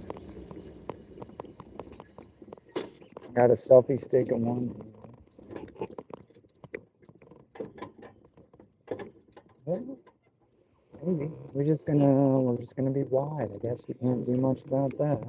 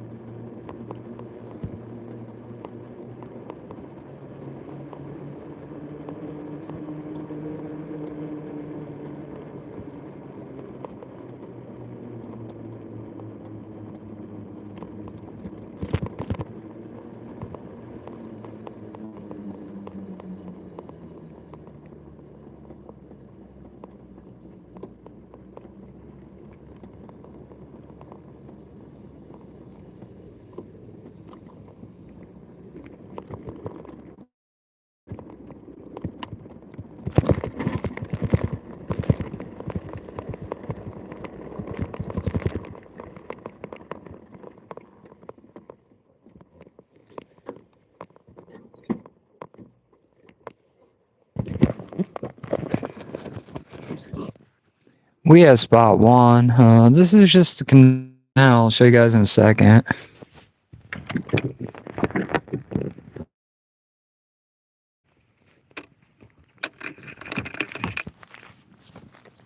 You know, everybody hates HOA, no exceptions here, but there's a little canal that runs through the whole area where I live, and they put fish in it. So like I can't complain about that. I caught a I don't know 20 something inch trout out of here about a month ago. I don't love trout, so I don't do this often, but I'll get you guys set up, and we got our rooster tail. Let's see if we can't catch some fish.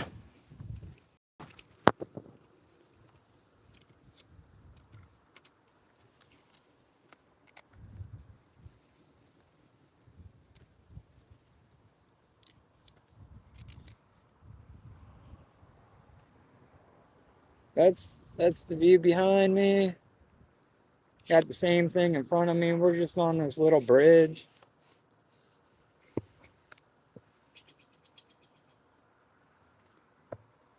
We can't. Sorry, I lost the magnet from my mic, but if I don't use the mic, the wind is just completely blown out. So we're gonna fish this bridge for a bit. Hopefully we end up with a rainbow. If we catch it here though, we gotta bring it down to shore. It's great to cast off the bridge, but sometimes these fish are too big. You can't. I mean, we're probably 10 feet up from the water, and you can't boat flip a trout 10 foot. Well, maybe. Probably not though. Let's make a couple casts. We got our rooster tails. We're here from the backyard pond to the HOA canal. Let's see if we can't find some fish.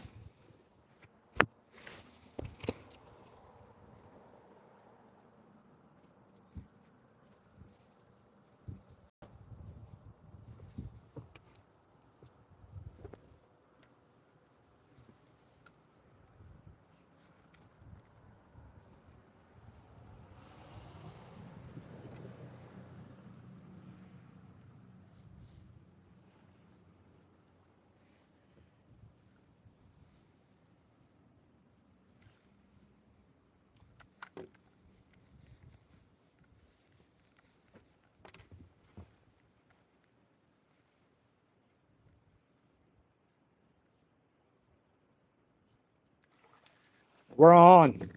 Massive fish. Fish on. Big fish.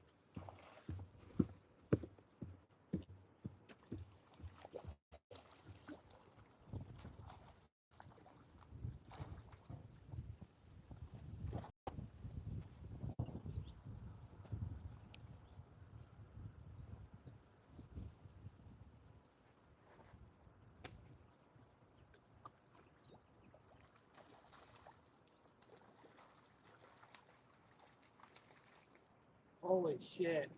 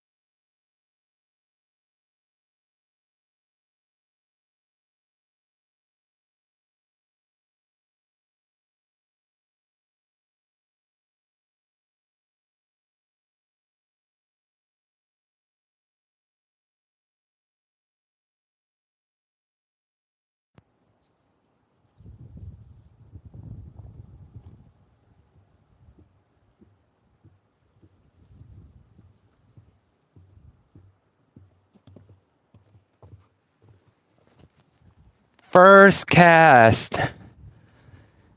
Probably 3-pound trout. Move spots to the HOA Canal. First cast. Fucking crushed that little spinner. We threw him back because we're not trying to keep trout today. But, yo, fish buzz, bro. That thing was a beast. He was easily 2 to 3 pounds. Massive fucking trout. Crushed that spinner. First cast. Yeah, Tyler. That'll beat a dink bass in the backyard every day. First cast with that spinner, bro. Crushed it. Oh, that is what we are here for. I wasn't really set up to keep fish. I wasn't sure what I'd expect when I got here. But that was a big boy. You know, full disclosure, sometimes you get a little hyped off the catch. Yeah, no, conservatively, 2-3 pounds, 19 inches plus. Beautiful, beautiful rainbow trout. And you know what the thing is? See, this is what makes living in an HOA not so bad sometimes. But there's no way I would have been able to boat flip him. I had to leave my mic up there. So sorry you guys didn't have audio, but man, that was a hell of a fish. Oof. Gotta do it again, right? Can't just one and done it. You know, in comparison, that was almost as big as the a small coho.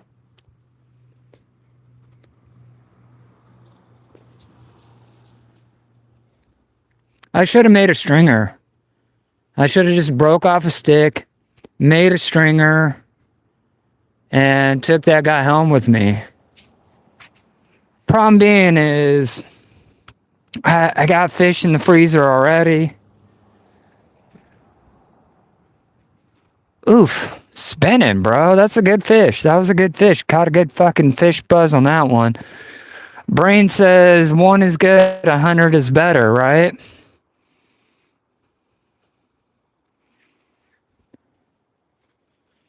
Crushed it. Crushed that inline.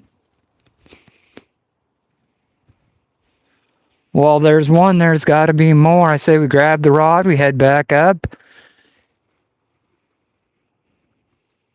Oof. That was a good fish. I mean, covered in scales. The hell with those dink in the backyard pond. We made the right choice.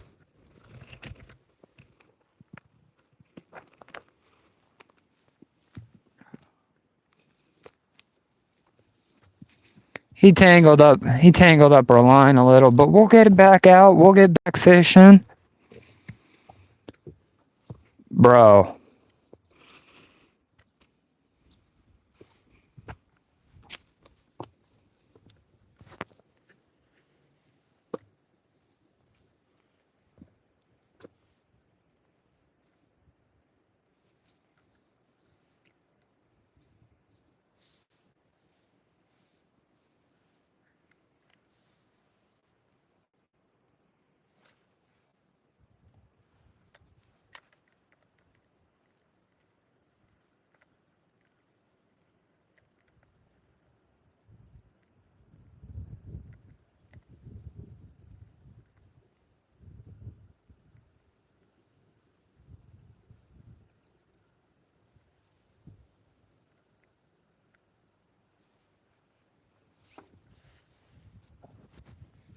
He absolutely crushed that inline. Man, I never fish here because I just don't. I never have any luck. But then you get hit with that, I don't know, easily 19 plus 2 pound rainbow. You start contemplating your life choices, right?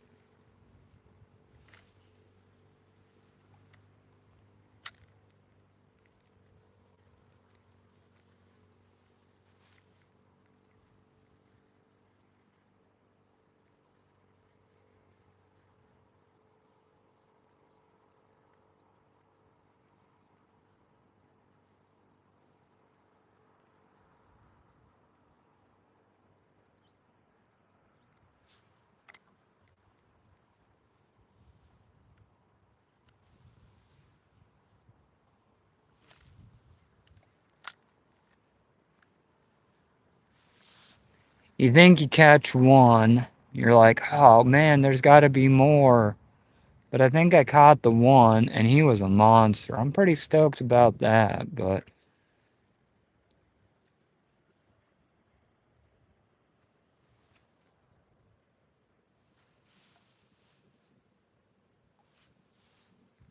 you know, this canal runs for a little while. Maybe we'll give it a couple more casts. We'll get back on the bike, see if we can't find another spot.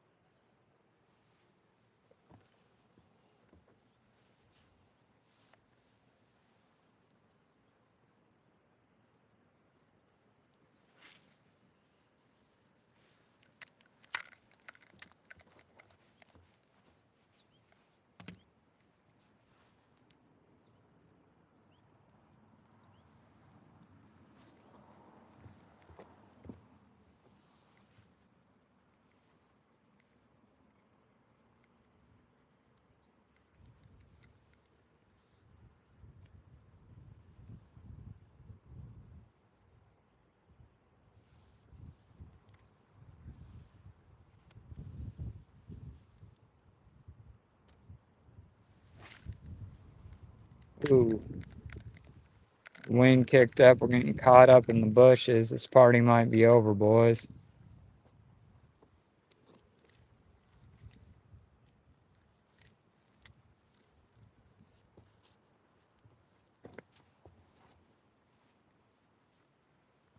It's the worst when you can see your lure. You just know you're screwed.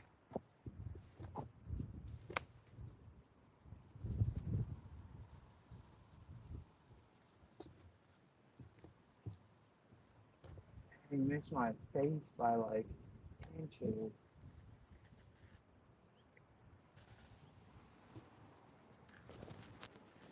The HOA would for sure let you put a kayak in here. I've done it before.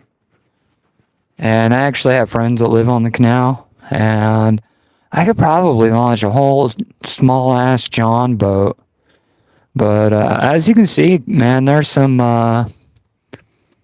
big fish in here.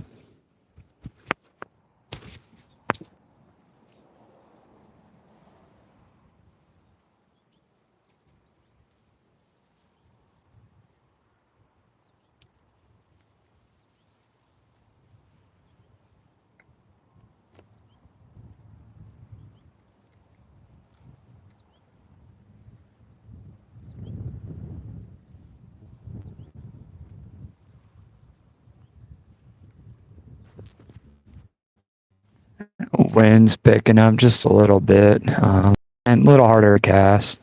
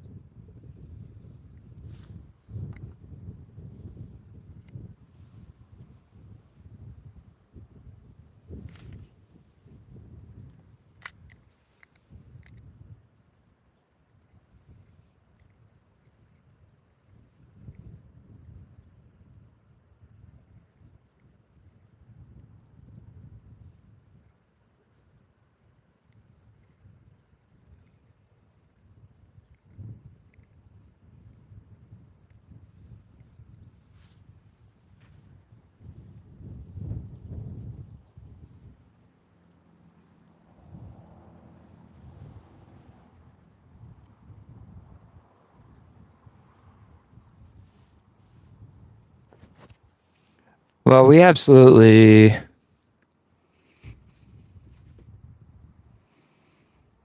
they take fish. I'm not sure what you mean by that.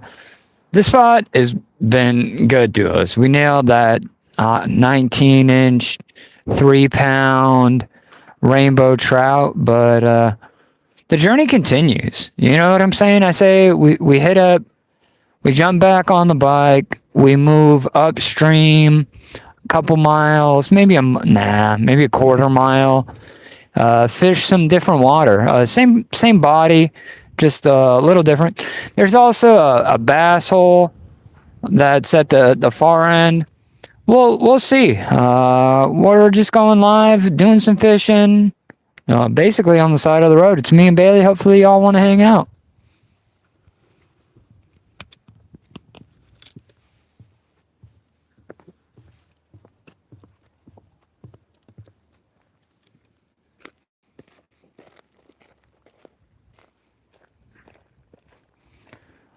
I'm gonna put the audio away, just so it's not so wind muffled on the bike.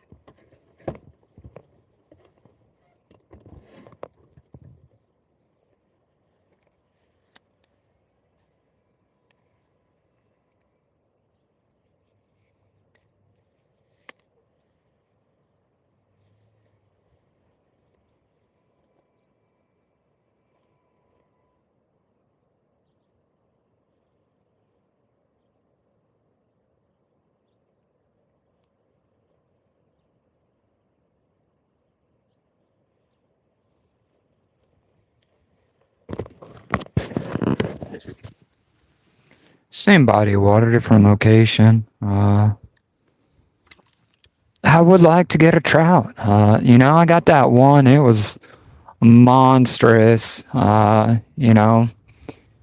Easily 20 inches, but I think I scared off the trout in that area.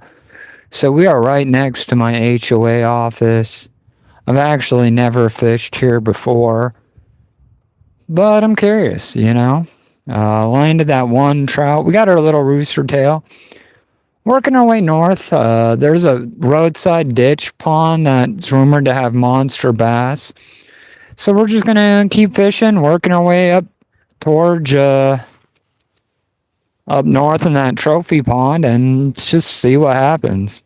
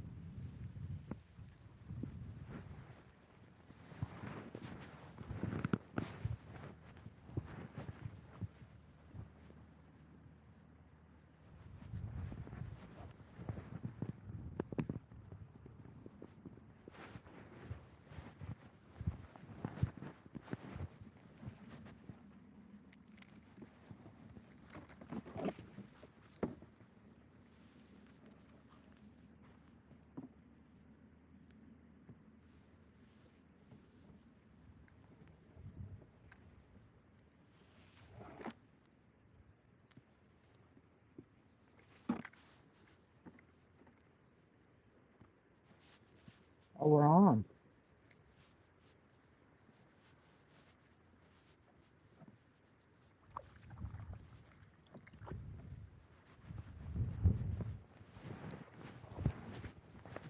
Multi-speed. Chill, bro.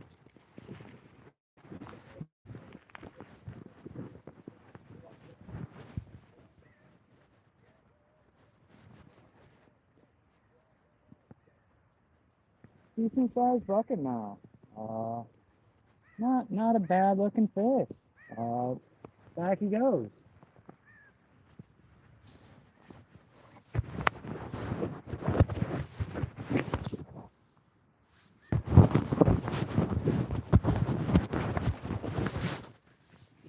Yeah, not a bad fish, man. I've never fished this part of the canal. This is a canal cuz that runs through my HOA. I don't know how long you've been lurking about, man, but I just pulled a 19-inch rainbow out of here, probably 20, 30 minutes ago, and or less. I thought that spot was played out. So I just wanted to get out, do a little fishing, something,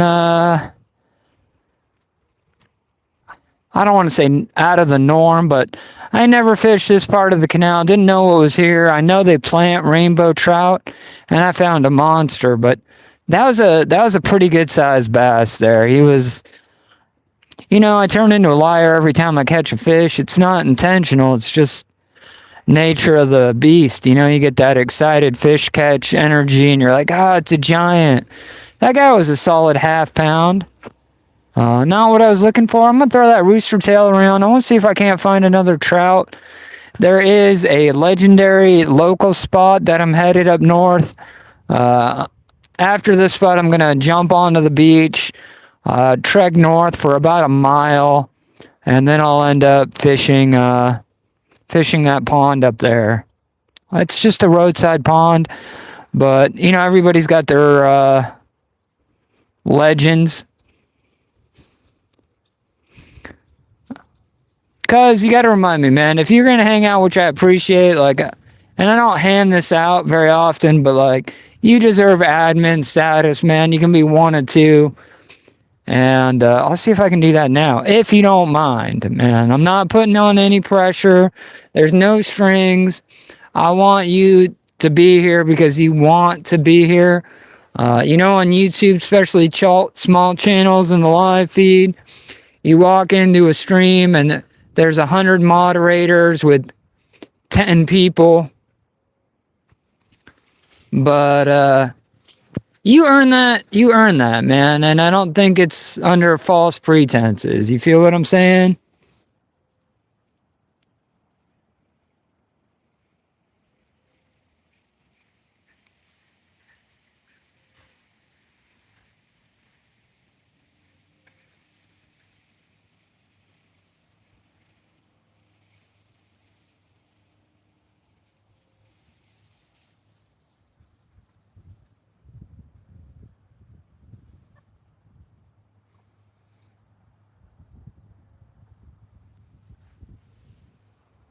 Hey, congratulations, man. It ain't nothing special. I appreciate you hanging out, and I don't want you to feel obligated. You know what I'm saying? Just because you're a moderator doesn't mean you got to be here all the time. This isn't a paid intern position. I just appreciate you hanging out. And try not to be a Nazi, man. If people want to curse or whatever they want to do, I'll leave you in charge. You do what you feel is right. I always got your back. Thanks for being here, cuz. Let's shut the hell up and do some fishing, though, huh?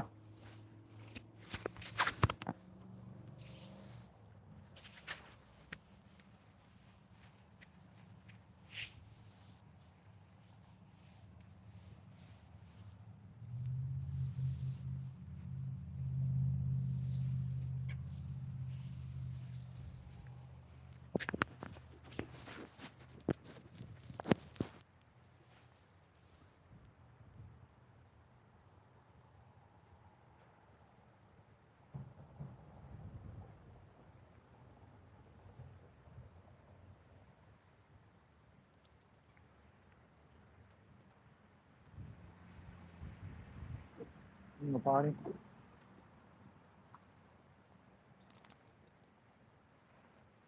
I'll let the Chihuahua sniff around for a little bit. Going back up? Okay. That lasted all of about 30 seconds. She realized she's a Chihuahua, and how dare I put her down on damp soil. Let's do some fishing. Let's hope for the best. Pretty all right with that bass. Pretty all right with the trout I caught earlier, but let's get it.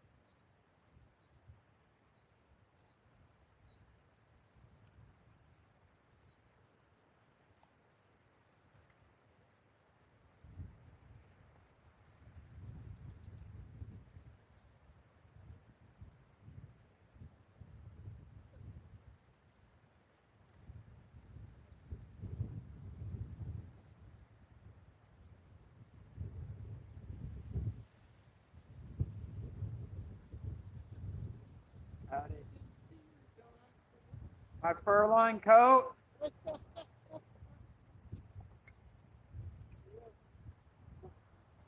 She likes it. I don't know what it is, but she just likes being out with me, and she really is. Huh? Oh, it's time to my dog. Yours is a cutie too.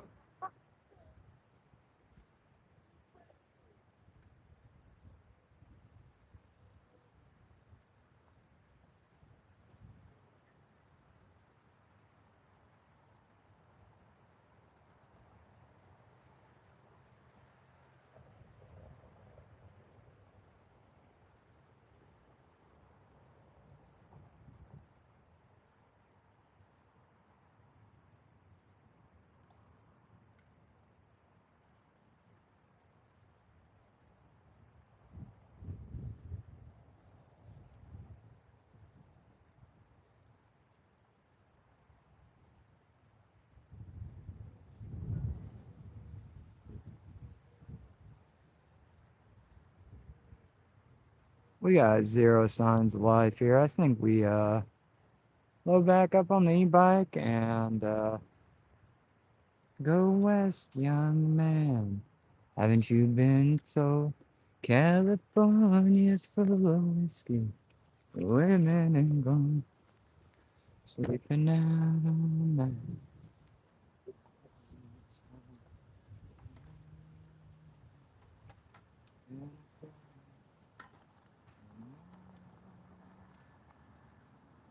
Should have been a cowboy. Should have been wearing my slick, should have run my pony on a ghetto drive. Stealing them young girls' hearts, just like she singing those campfire songs. We'll see you guys at the next spot.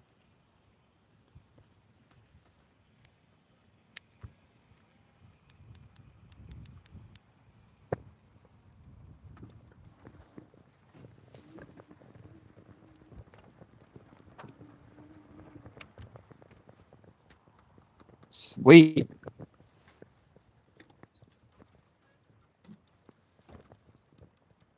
We just hit a come up, ladies.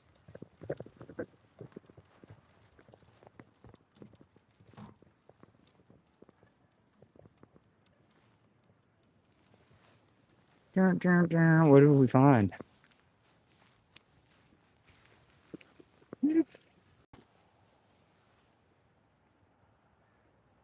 Score. All right. Just kidding. We're not going to keep these. We'll bring them back to the... Yeah, we definitely are. Snooze, you lose. Finders, keepers. That's definitely a come up. Let's head north.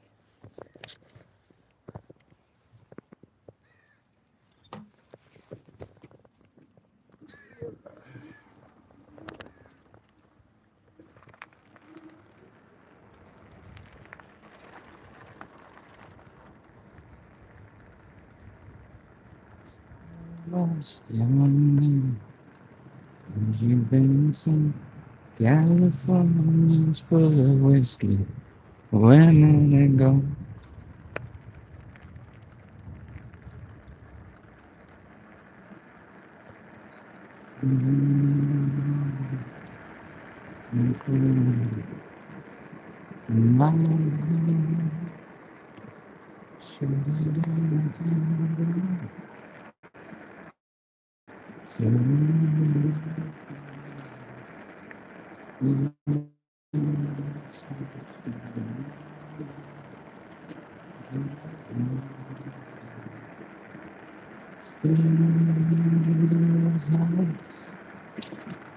It's like dreaming.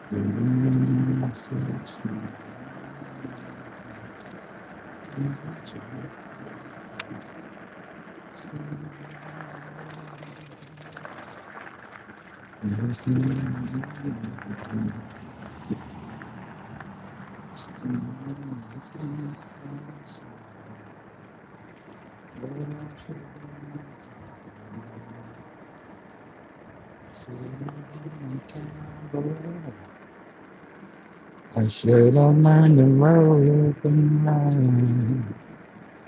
I'd be wearing my 6 shoes long. One cattle dry. Still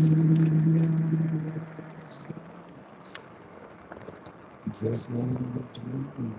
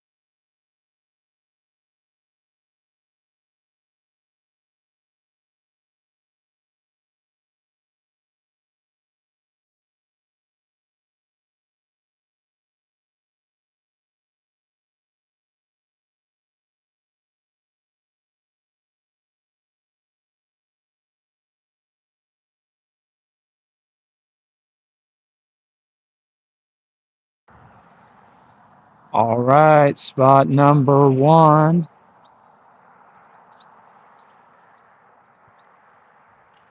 You know, I'm lucky to live where I do. This is just one of 1,000 uh, roadside ditch ponds, right?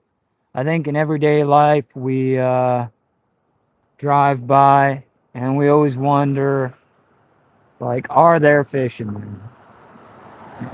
We have 2 little ponds here. We are right next to the side of the road, and we're going to fish both of them. One of them is kind of like a local legend spot where there's rumored to be absolute giant fish. And we'll get to that one first. I've never actually fished this side of this pond. And let's get it. You know, let's make some magic happen.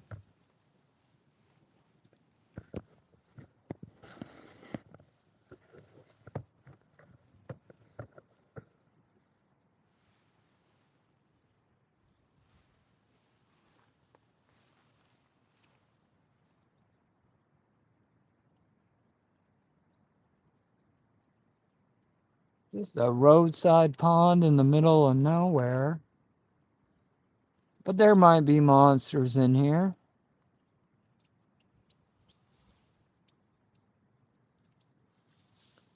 Hey, cuz, man, if you could, can you hear me? Like, I'm trying to do the wireless mic, but I can't pin it to my jacket. If you could let me know how the audio is, I'd appreciate you. I'm not trying to put you to work though.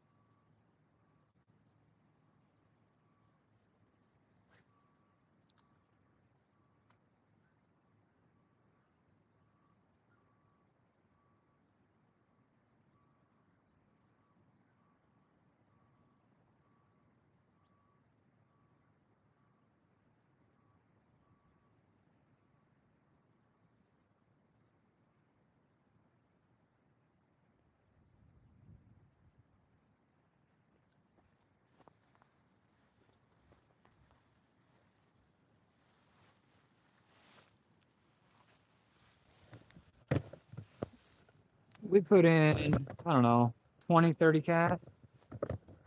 And this pond connects to another pond. And that other pond is about 10 feet, 100 yards that way. 100 yards, 10 feet. What's the difference? Guy math is guy math, right? But we're going to cruise that way, fish that other pond. And this is the pond of legends, right? Every local fisherman is like, oh, bro, have you heard about this pond on that road? And I'll just tell you, Oysterville. And everybody knows about it. And I fished it like a couple times before. But to be honest, it isn't any better than my backyard pond.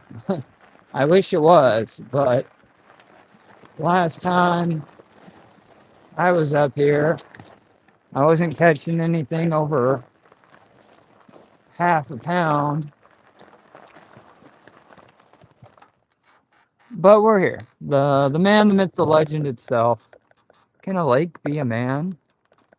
Or a myth? I guess it can be a myth. Park the bike. And we are just literally right off the side of the road. We got a little bit of traffic, but where I live isn't too busy. But side of the road, walk down this trail here. And ooh, something just turned over right there. You guys can't see it. Yeah, I'll flip you around here in a second. Let y'all take a good look.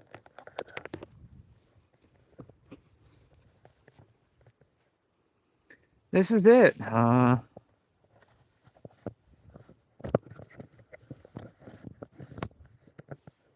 Roadside fishing at its finest. You know, this is our local trophy pond, so to speak.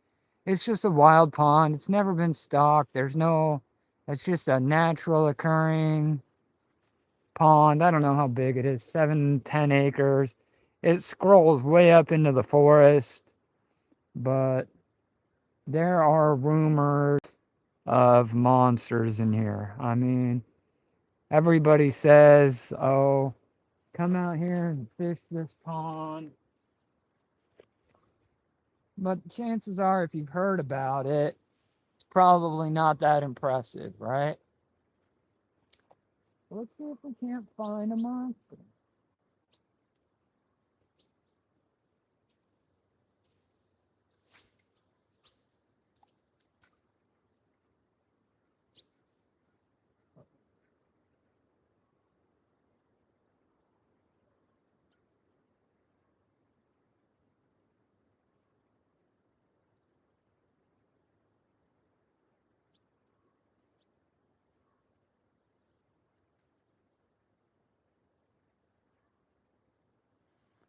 Looking better already. There are signs of life. On the other pond, there was nothing.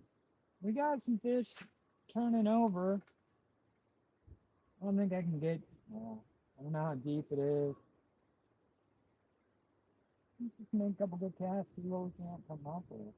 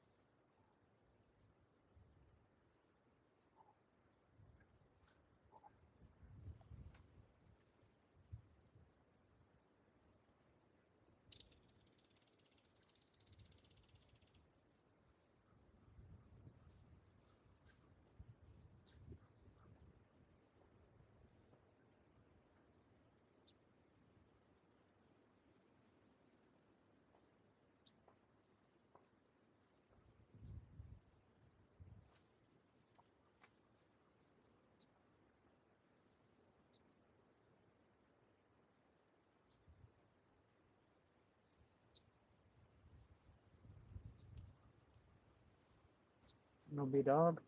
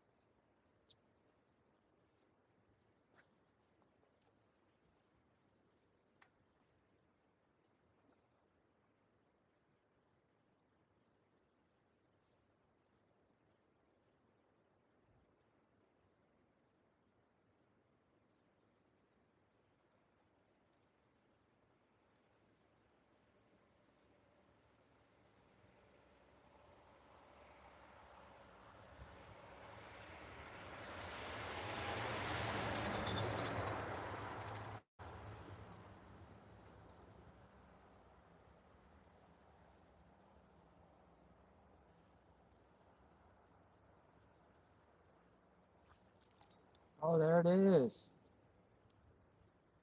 Trophy pond and local legend at its finest. Wow.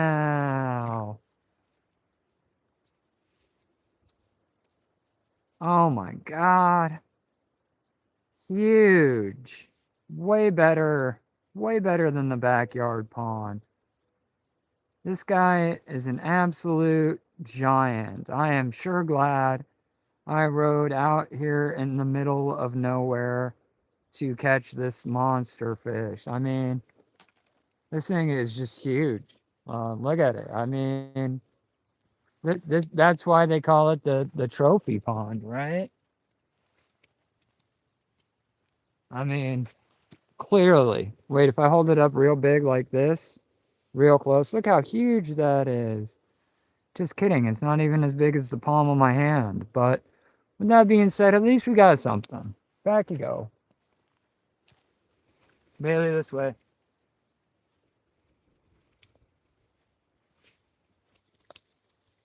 Something's better than nothing, though. You can't, you hear rumors and you're like, oh, those rumors are full of it. And they absolutely are. But I don't know. Maybe he's got a big brother hiding in there, anyways. It's a beautiful day to be outside. I'm glad y'all decided to hang out with me.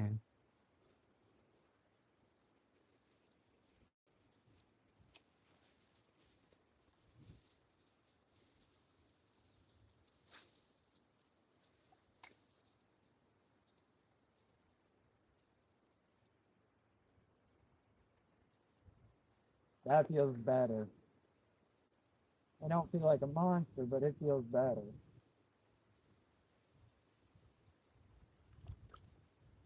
That's more like it. He about a pound. Now we into something. 1 pounder. I'll take a 1 pounder all day long. For being a farm pond on the side of the road, I'll take a pounder. Beats a hole in the head, that's for sure, or a kick in the pants. Nah, he ain't a pound. He a half pound at best, but better. Told him to get his big brother. He got his big brother. Let's get him back. He'll be a giant. That's no better than what I usually get in my backyard pond. But it's kind of nice to fish somewhere new. I've maybe fished this spot 2-3 times. And it's nice to switch it up. Makes me feel like I'm doing something exciting.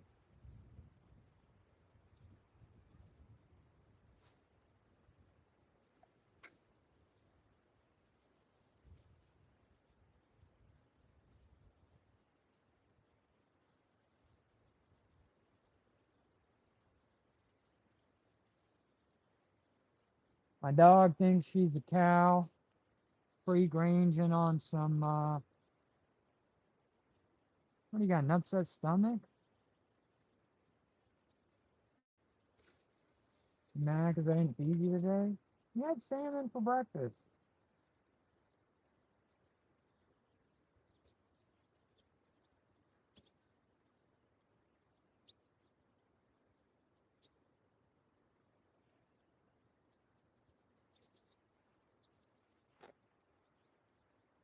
Roaming around, I've been looking down.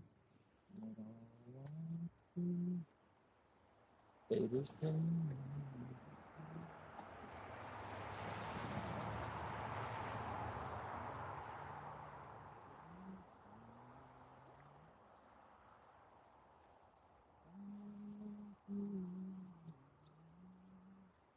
Can I help you? Alright. Are you tired of being a real dog? Was that a rough 10 minutes? Get in your hole. Goodbye. You're welcome. You're welcome.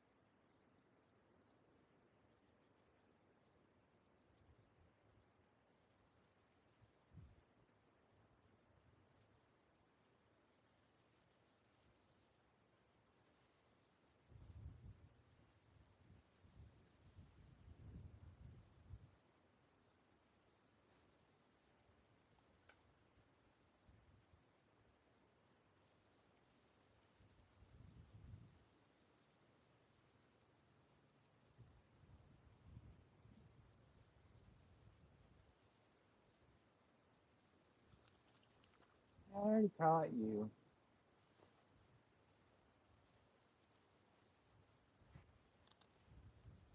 Fish number 5, at least in this spot. No, 3.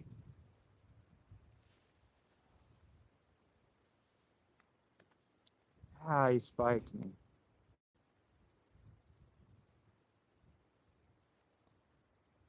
Nothing to write home about there. Back you go, little Timmy.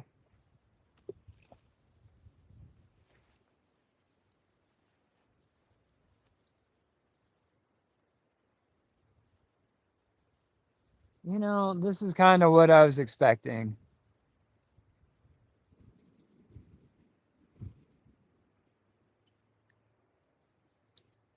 Black, but not brown. No. We got a lot of black bear, but no brown.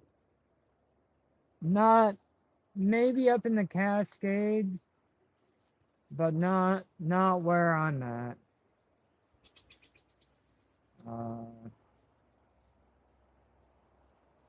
Rusty, I had a black bear knock over my garbage can about 3 weeks ago. We get a lot of coastal black bears, but where I'm at is sea level, real flat and real low. And it's a peninsula. But if you're looking for black bears, ooh, we missed a little dink there.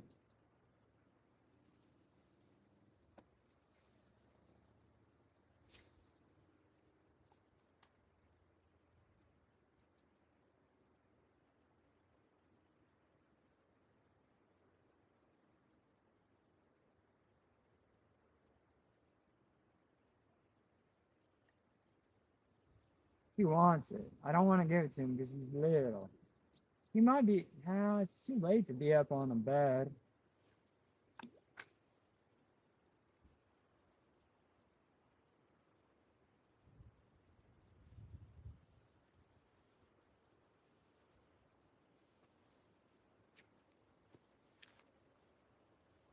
Let's load up the e-bike. There's a couple more spots I want to hit. We'll start working our way back towards the crib. Rusty, if you didn't hear my answer, and sorry I made Cuz an admin instead of you. Both y'all hang out, but I think in a knife fight in a Johnboat, Cuz would totally win. That's why he got the moderator position. But it doesn't mean I don't appreciate you anymore or less.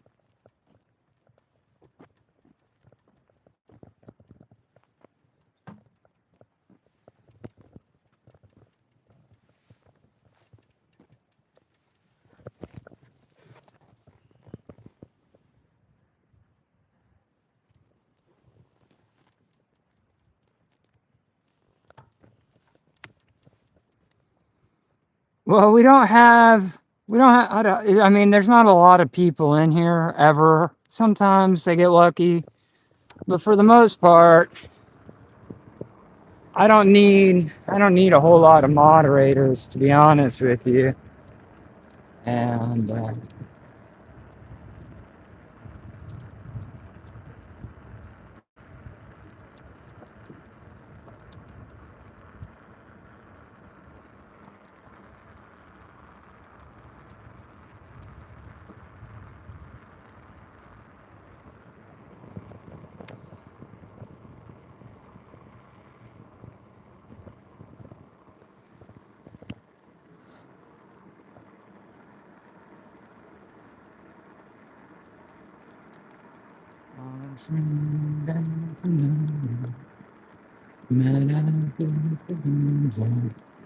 I'm about to town to see.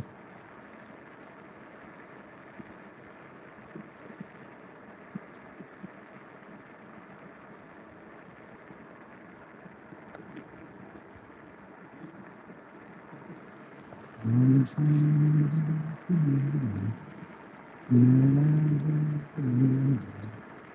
I'm about to town to see.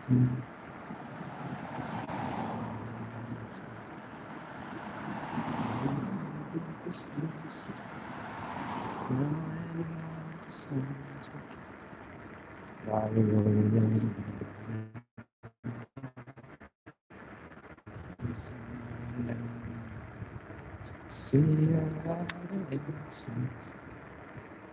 Today's television gives you some advice.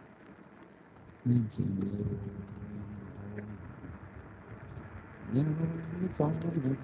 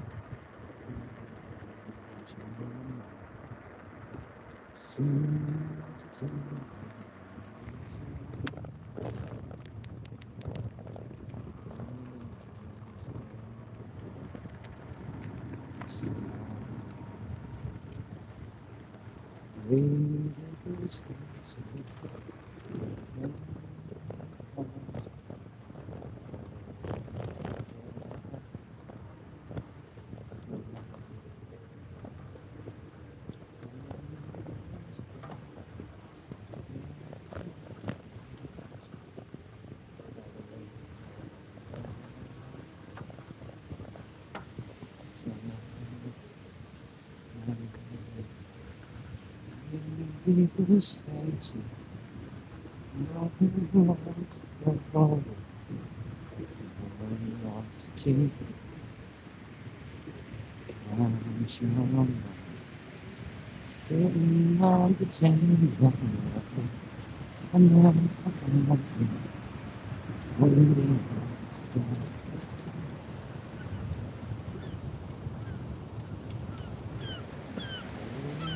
People's faces, nothing to go.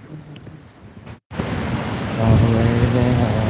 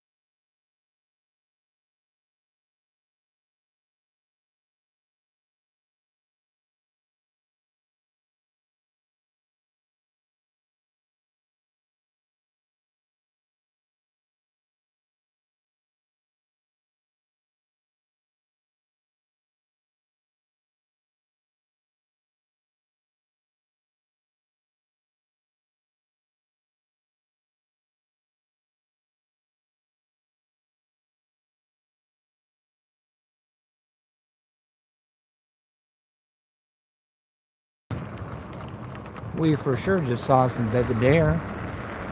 And you know what? Like, we decided to work our way back to the crib, past the trailer in the trailer park in the middle of nowhere. But with that being said, all roads lead back to the backyard pond. I got heading out to the jetty tomorrow to do some fishing, and that's always a good time. But I need to get you guys plugged in. I got to work on some gear. At the end of the day,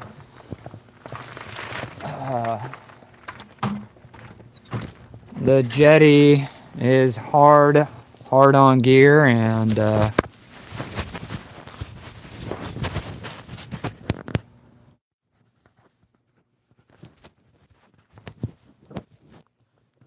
threw off like I was down there fishing yesterday.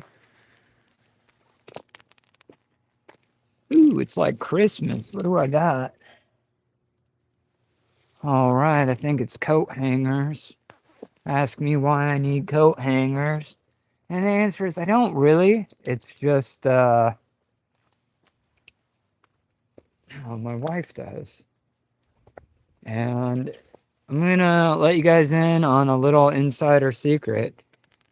It is fucking... See how my clothes get folded, right? Life is easy. You just fucking... I've been folding my pants, my t-shirt, my jeans the same way since, like, the military, right?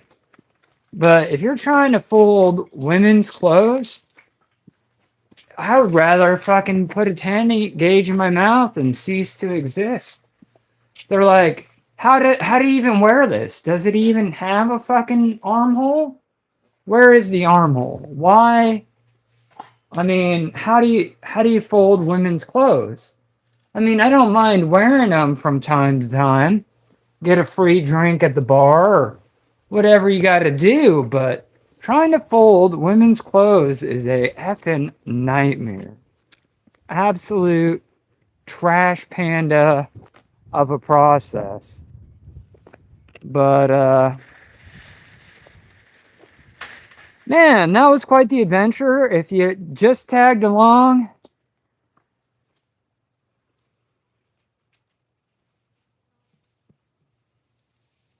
yeah, Rusty, we get so many deer here, and that's not like a flex. It's just they're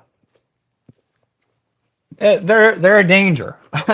To be honest, the amount of fish where I live is for sure a danger. I mean, they're a traffic problem.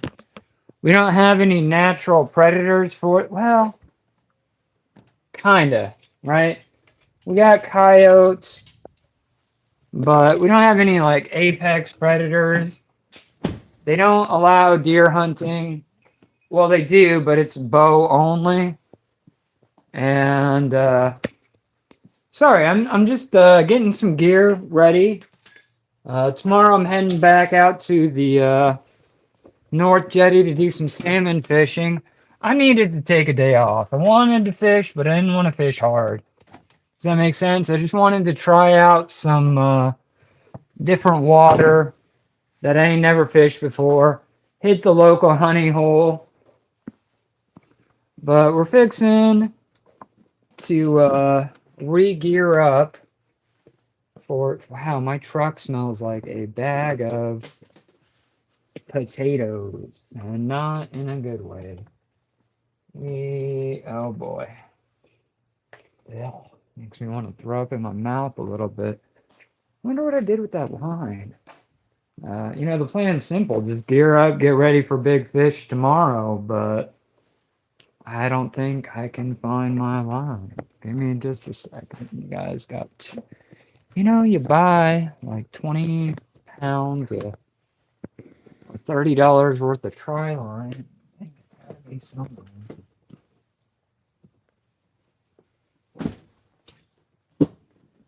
Yeah, fishy, fishy, fishy line.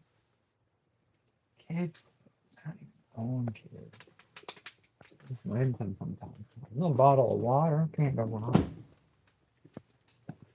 It's gotta be someone.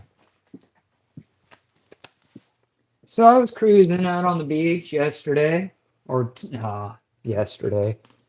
Shit, I got no sense of time, but I found this rod, and I mean I'm in the middle of nowhere, right? And you're like, bro, that's fucked up. Don't be stealing rods. But I found this rod right here. Give me just a second. I'll show it to y'all.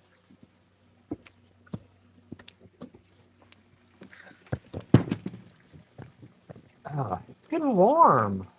Sun popped out. Can't be more elated by that. It's one of those days. I'm gonna let the dog inside so she can get some water. No, I don't want to carry you. I'm not going anywhere, but I'm done carrying you. You just got like a 3-hour ride. But I found this rod. It's a ugly stick light. And this thing was sitting up in the bushes. It's got a nice Umaquan reel on it.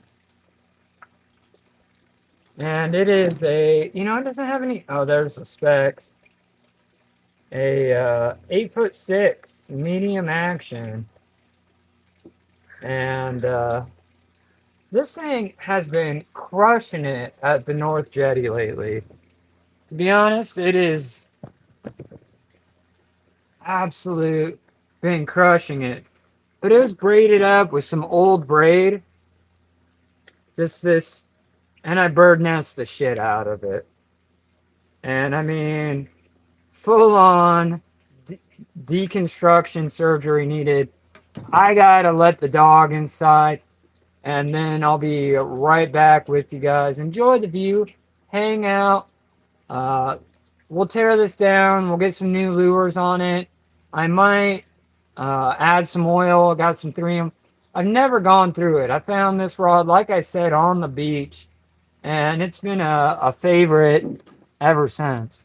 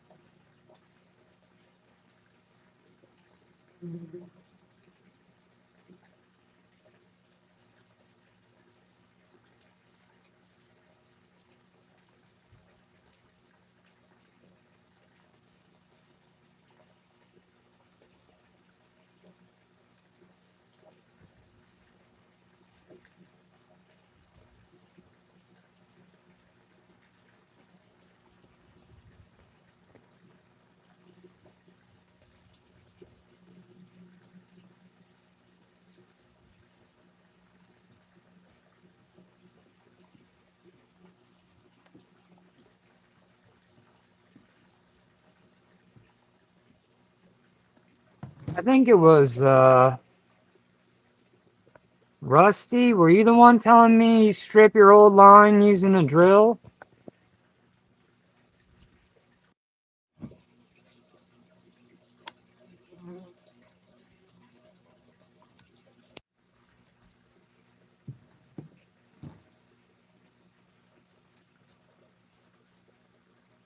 Yeah, that might not be a bad idea, but this thing is bird nested. See, I pay attention, kinda.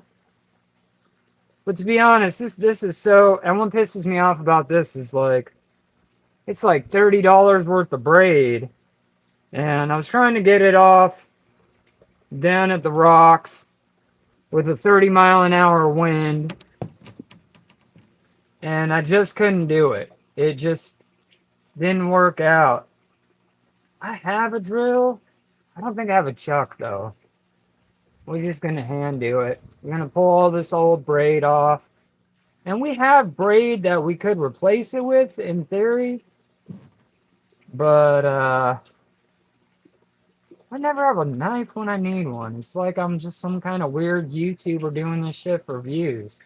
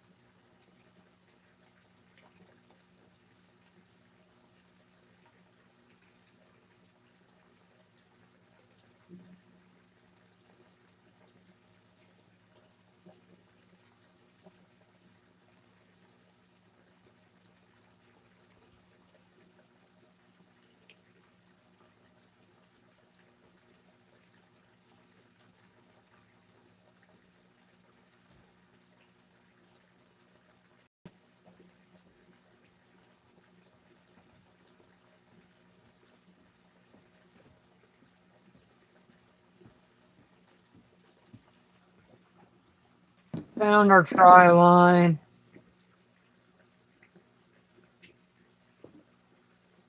They're like, Unc, what do you use to catch salmon? 20 pound. And we're replacing the braid because that braid fucking sucks. I'm gonna be honest. There is nothing enjoyable about trying to use braid. It's just trash. You know, everybody's, oh, braid this, braid that. Well, the braid can go ahead and kiss my butt because it bird nests every time on me. It just bird nests, can't do shit with it, and then I end up losing about 30 pounds or, you know, $30 worth of braid. So, you know, right tool for the right job. If I'm out in the boat, give me that braid, all right? I'll run braid in the boat all day long. But when I'm down on those rocks, the braid is just, it doesn't, in that salt water, it gets loose, it gets corroded. It wants to bird nest, and it wants to wrap so deep on itself that I just can't do nothing with it.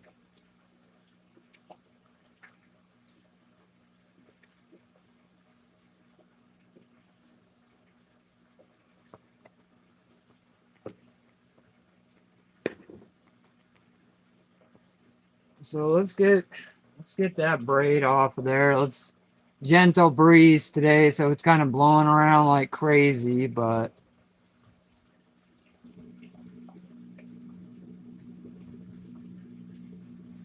I don't think there's that much on it, Rusty. Otherwise,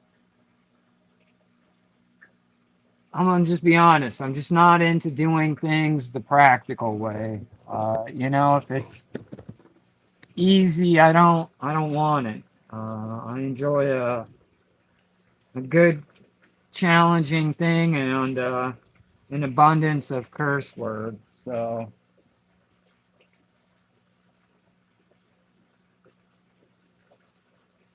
ugh.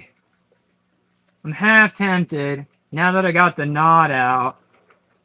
There's enough line on there, maybe, I don't know, 50, it's hard to see. There's enough line on there to where I could save it. But I think I'm gonna run into the exact same problem. I know there's at least 100 yards. What do? Do you use what's there? You put on, you got the new line. You know the new line's gonna work better. But you still got 100 yards of the old stuff. Man, what would you do?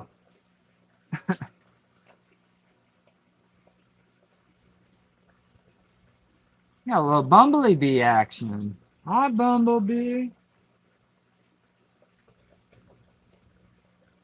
Cool.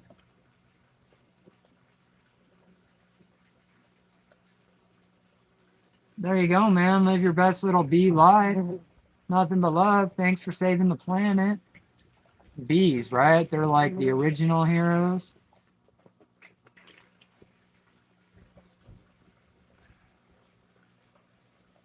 I must got good aura, like, or I smell good. He keeps landing on me. Hasn't stung the shit out of me yet. I don't know. Here's the problem. If I run it and I get down to the jetty and I foul it up again, I think I need to bring an extra reel with me. I just hate throwing away. Now, we got to stick to our plan. We're being lazy. We need to strip off all this old line. This beacon, I'm trying to be cool with it, but I'm really... Fuck off already. Bro. You ruined a good thing. You're too clingy. Yeah, no, I think the plan is to strip this old line off. And, put fresh line on. Which really feels counterintuitive, because I know... But here's the thing. I found this rod up in the dunes, out in the middle of nowhere. I think the right thing is take, I don't know how old, it doesn't look old. It doesn't look like the line's in bad shape. With that being said, I don't feel like Braid. Would you go away? Look at this guy. He's just hanging out, being my best little bee friend. He's like, I smell that fish blood. Man, it has been a fun morning. We started out in the Johnboat. We, the bike. First cast at the, I don't know if y'all been the whole time or you just getting here. The first cast down at the canal, we absolutely nailed a monster trout. It's like a block from the house, man, to be honest with you. Like, if we could go catch trout that size, we're still not going to do it. And I'm going to tell you why.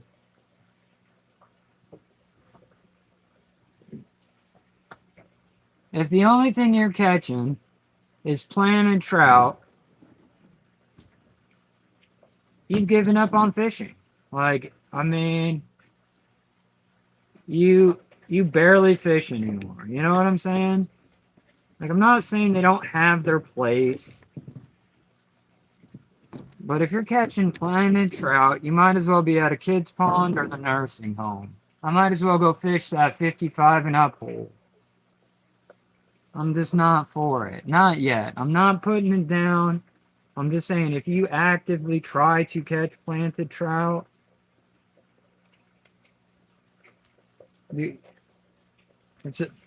if you try to catch planted trout, like that's your go-to fish, it's time for that prostate exam, my friend.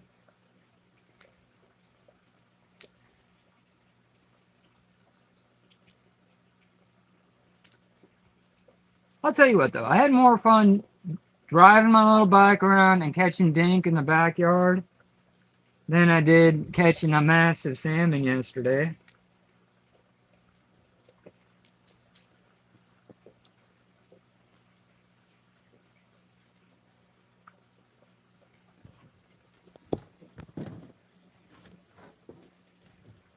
Sorry, I'm trying to get the gear and frame.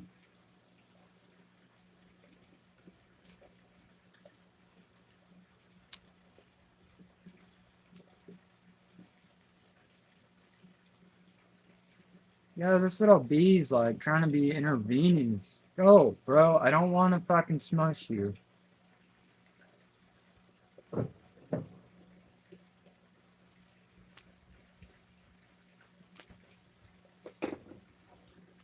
Where is my knife?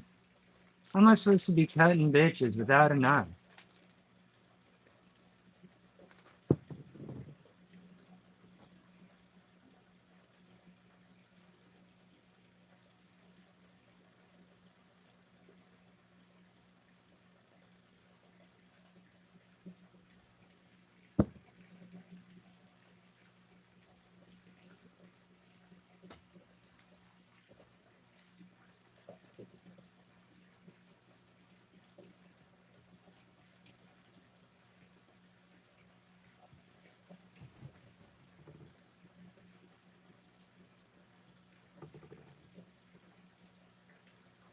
You know what? I'm happy I decided to do this today versus trying to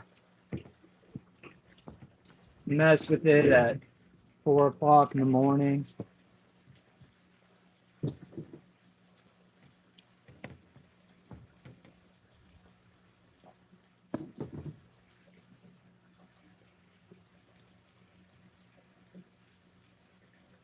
I have more time for coffee drinking and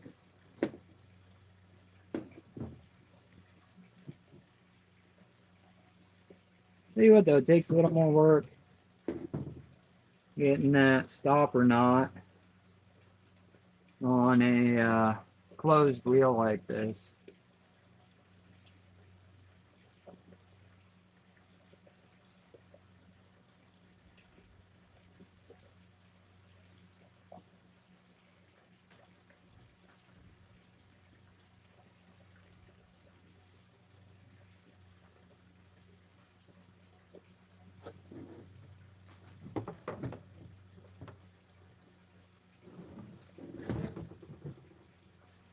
Man, what a beautiful day. Probably about 65 degrees out. I mean, sun is shining. Probably caught at least 6, 7 fish today.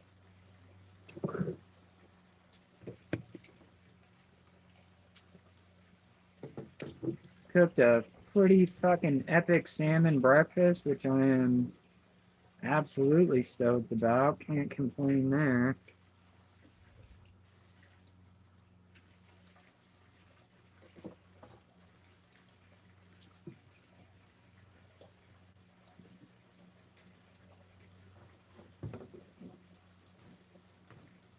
Ah, I missed it.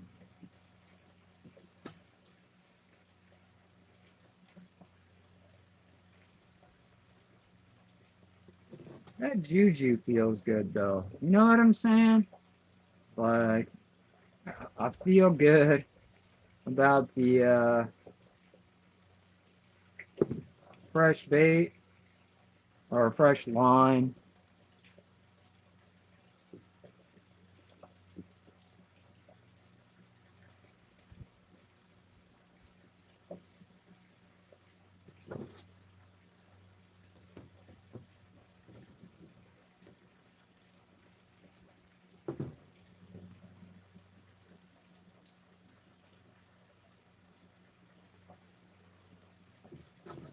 Wait, day be alive.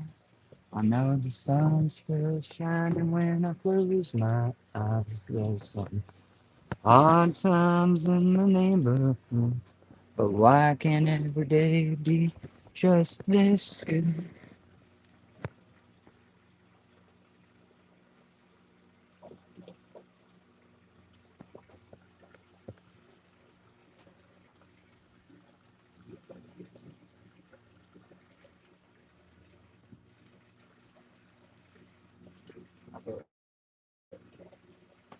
It's beefing already. Fuck off.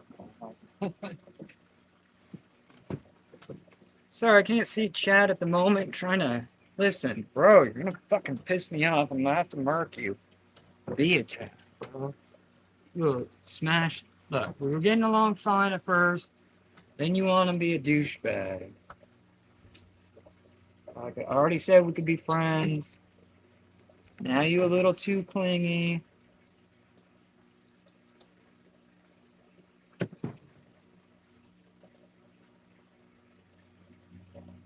No.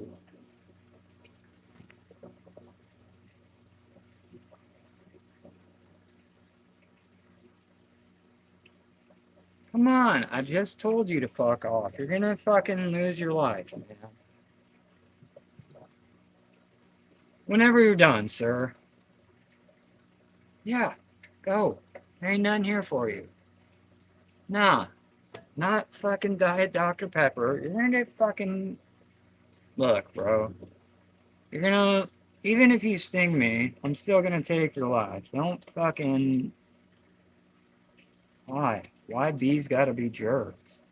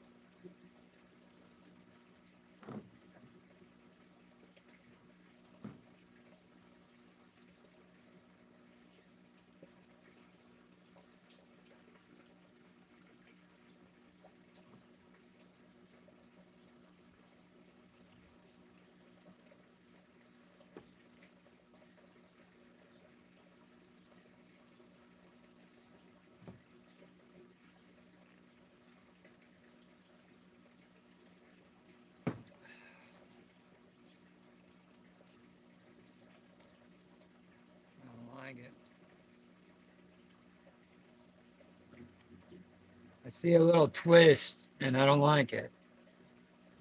Been holding it tight as hell. I got 600 feet on already, which is gonna be more than what I need.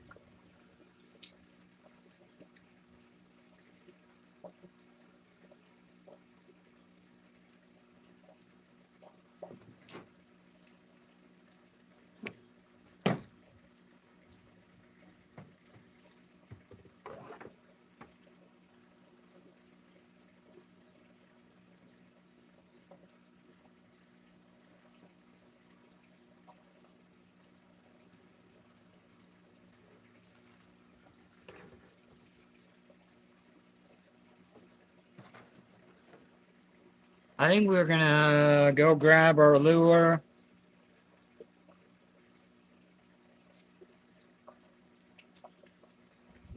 You know, I have hundreds of salmon lures. A lot of them were just hand-me-downs, you know, old lures from once upon a time. And I'm not opposed to old lures if they work, but the problem is if you're fishing with 1970s gear, but you're fishing 2026 regulations, it's a good way to get a massive ticket. So I tend to buy. God, my casting finger is so torn up. You know, maybe look, bro. We already been through this, Mr. Bumblebee. I respect your opinion and all, but if you keep messing with me.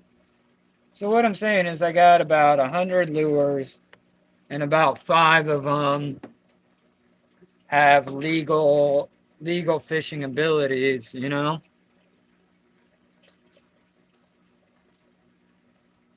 I also don't like adding a bunch of weight, you know? Some of these lighter lures, I can only flick, you know, I can only flick them out in 20, 30 yards, especially if there's a breeze. And then you add weight to them, and they don't fish right. You lose all of your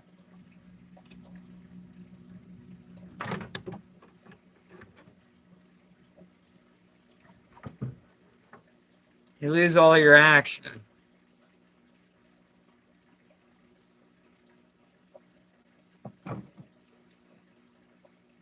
So I got a specific one that I know for sure catches fish. So I like to go, bro. Come on, chill.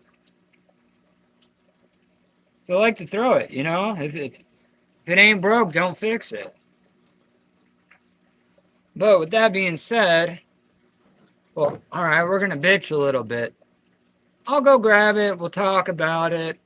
We'll get it tied on. We'll take a couple casts. Let's get it.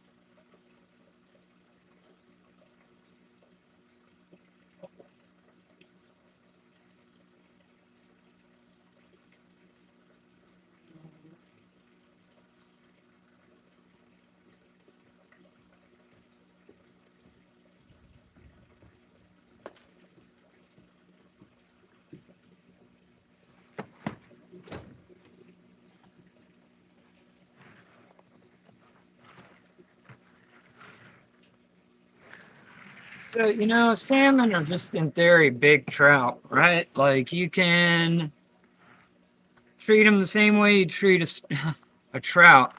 And there's a few different ways to get them. Talk about hand-me-down lures, all right? Like this. This is great. This has a solid chunk of lead on it. Big, flashy blade. Problem is this. This is, I mean, this is designed to get that salmon no matter what. You know what I mean?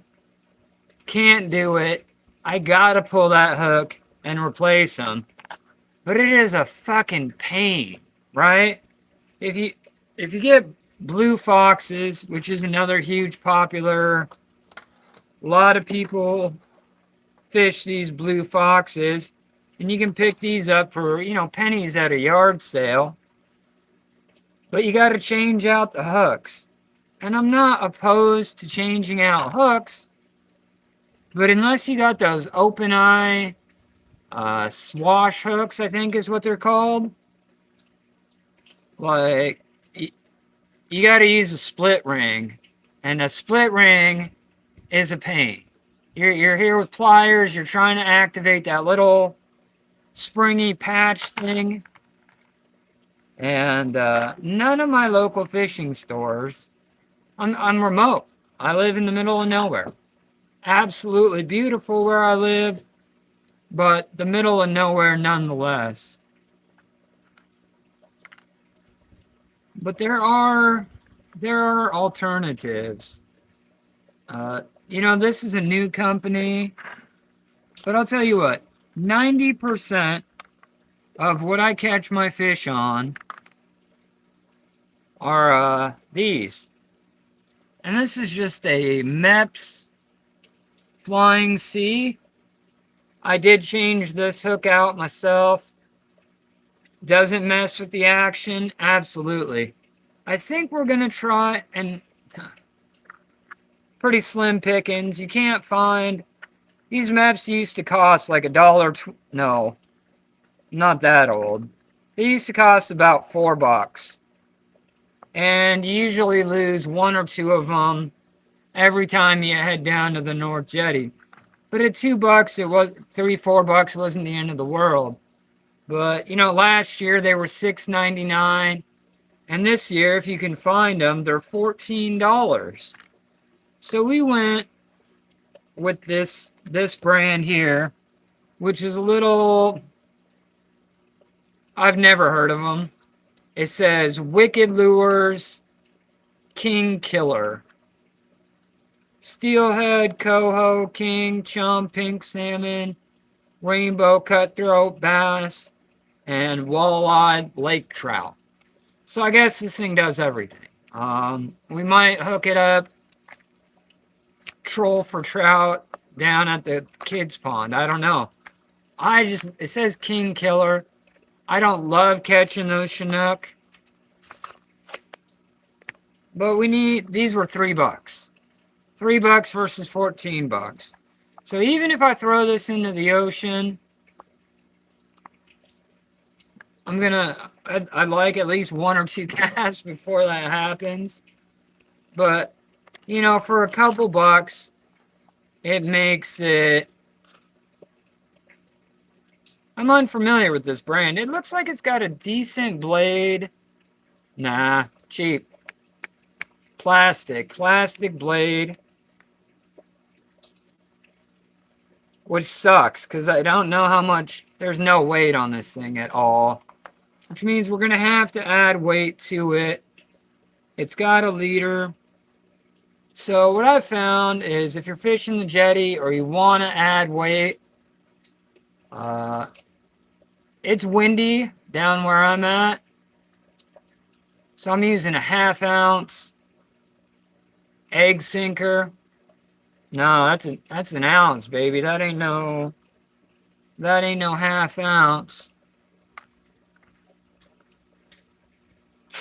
Come on, B, chill out. I think I'm gonna pair that with a barrel swivel, a big old barrel swivel. So whatever kind of knot you want.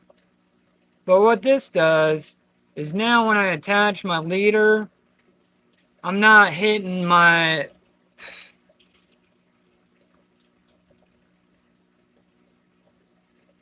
my jig or my lure with the full weight. I could have just put on the egg sinker, and then it would have bashed into my lure, and then it would have completely changed the action. The only thing I found, if you're going to pitch a spinner off the bank and you don't want to change your action, put your weight above your swivel, tie a leader, and that allows you to fish without changing the action on your rig or your lure.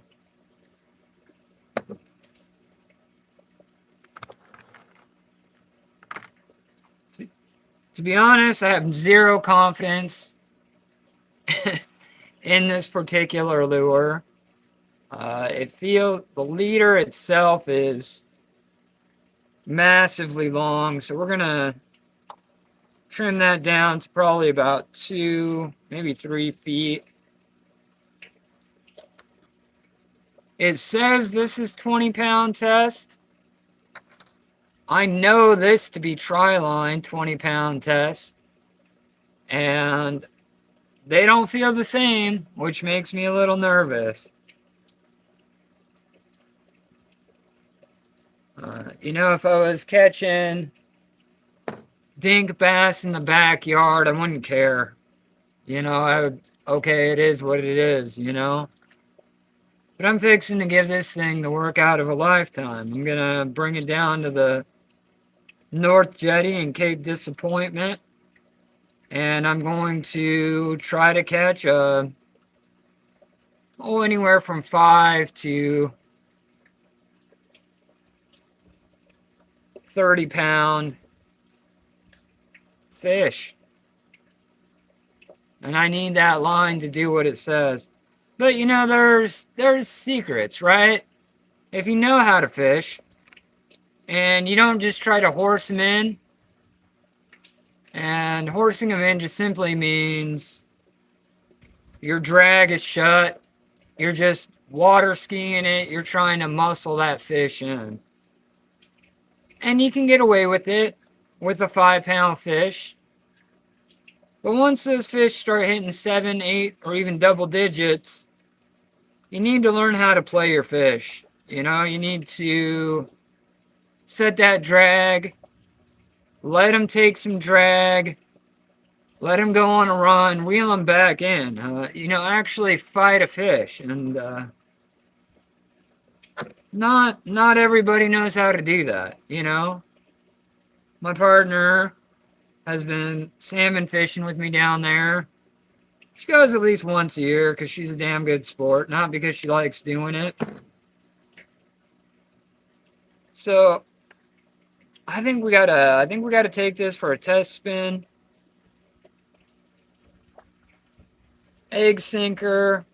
I should be able to throw this out pretty decent. Before we get to that, we're gonna look at some of our other gear, see what we got.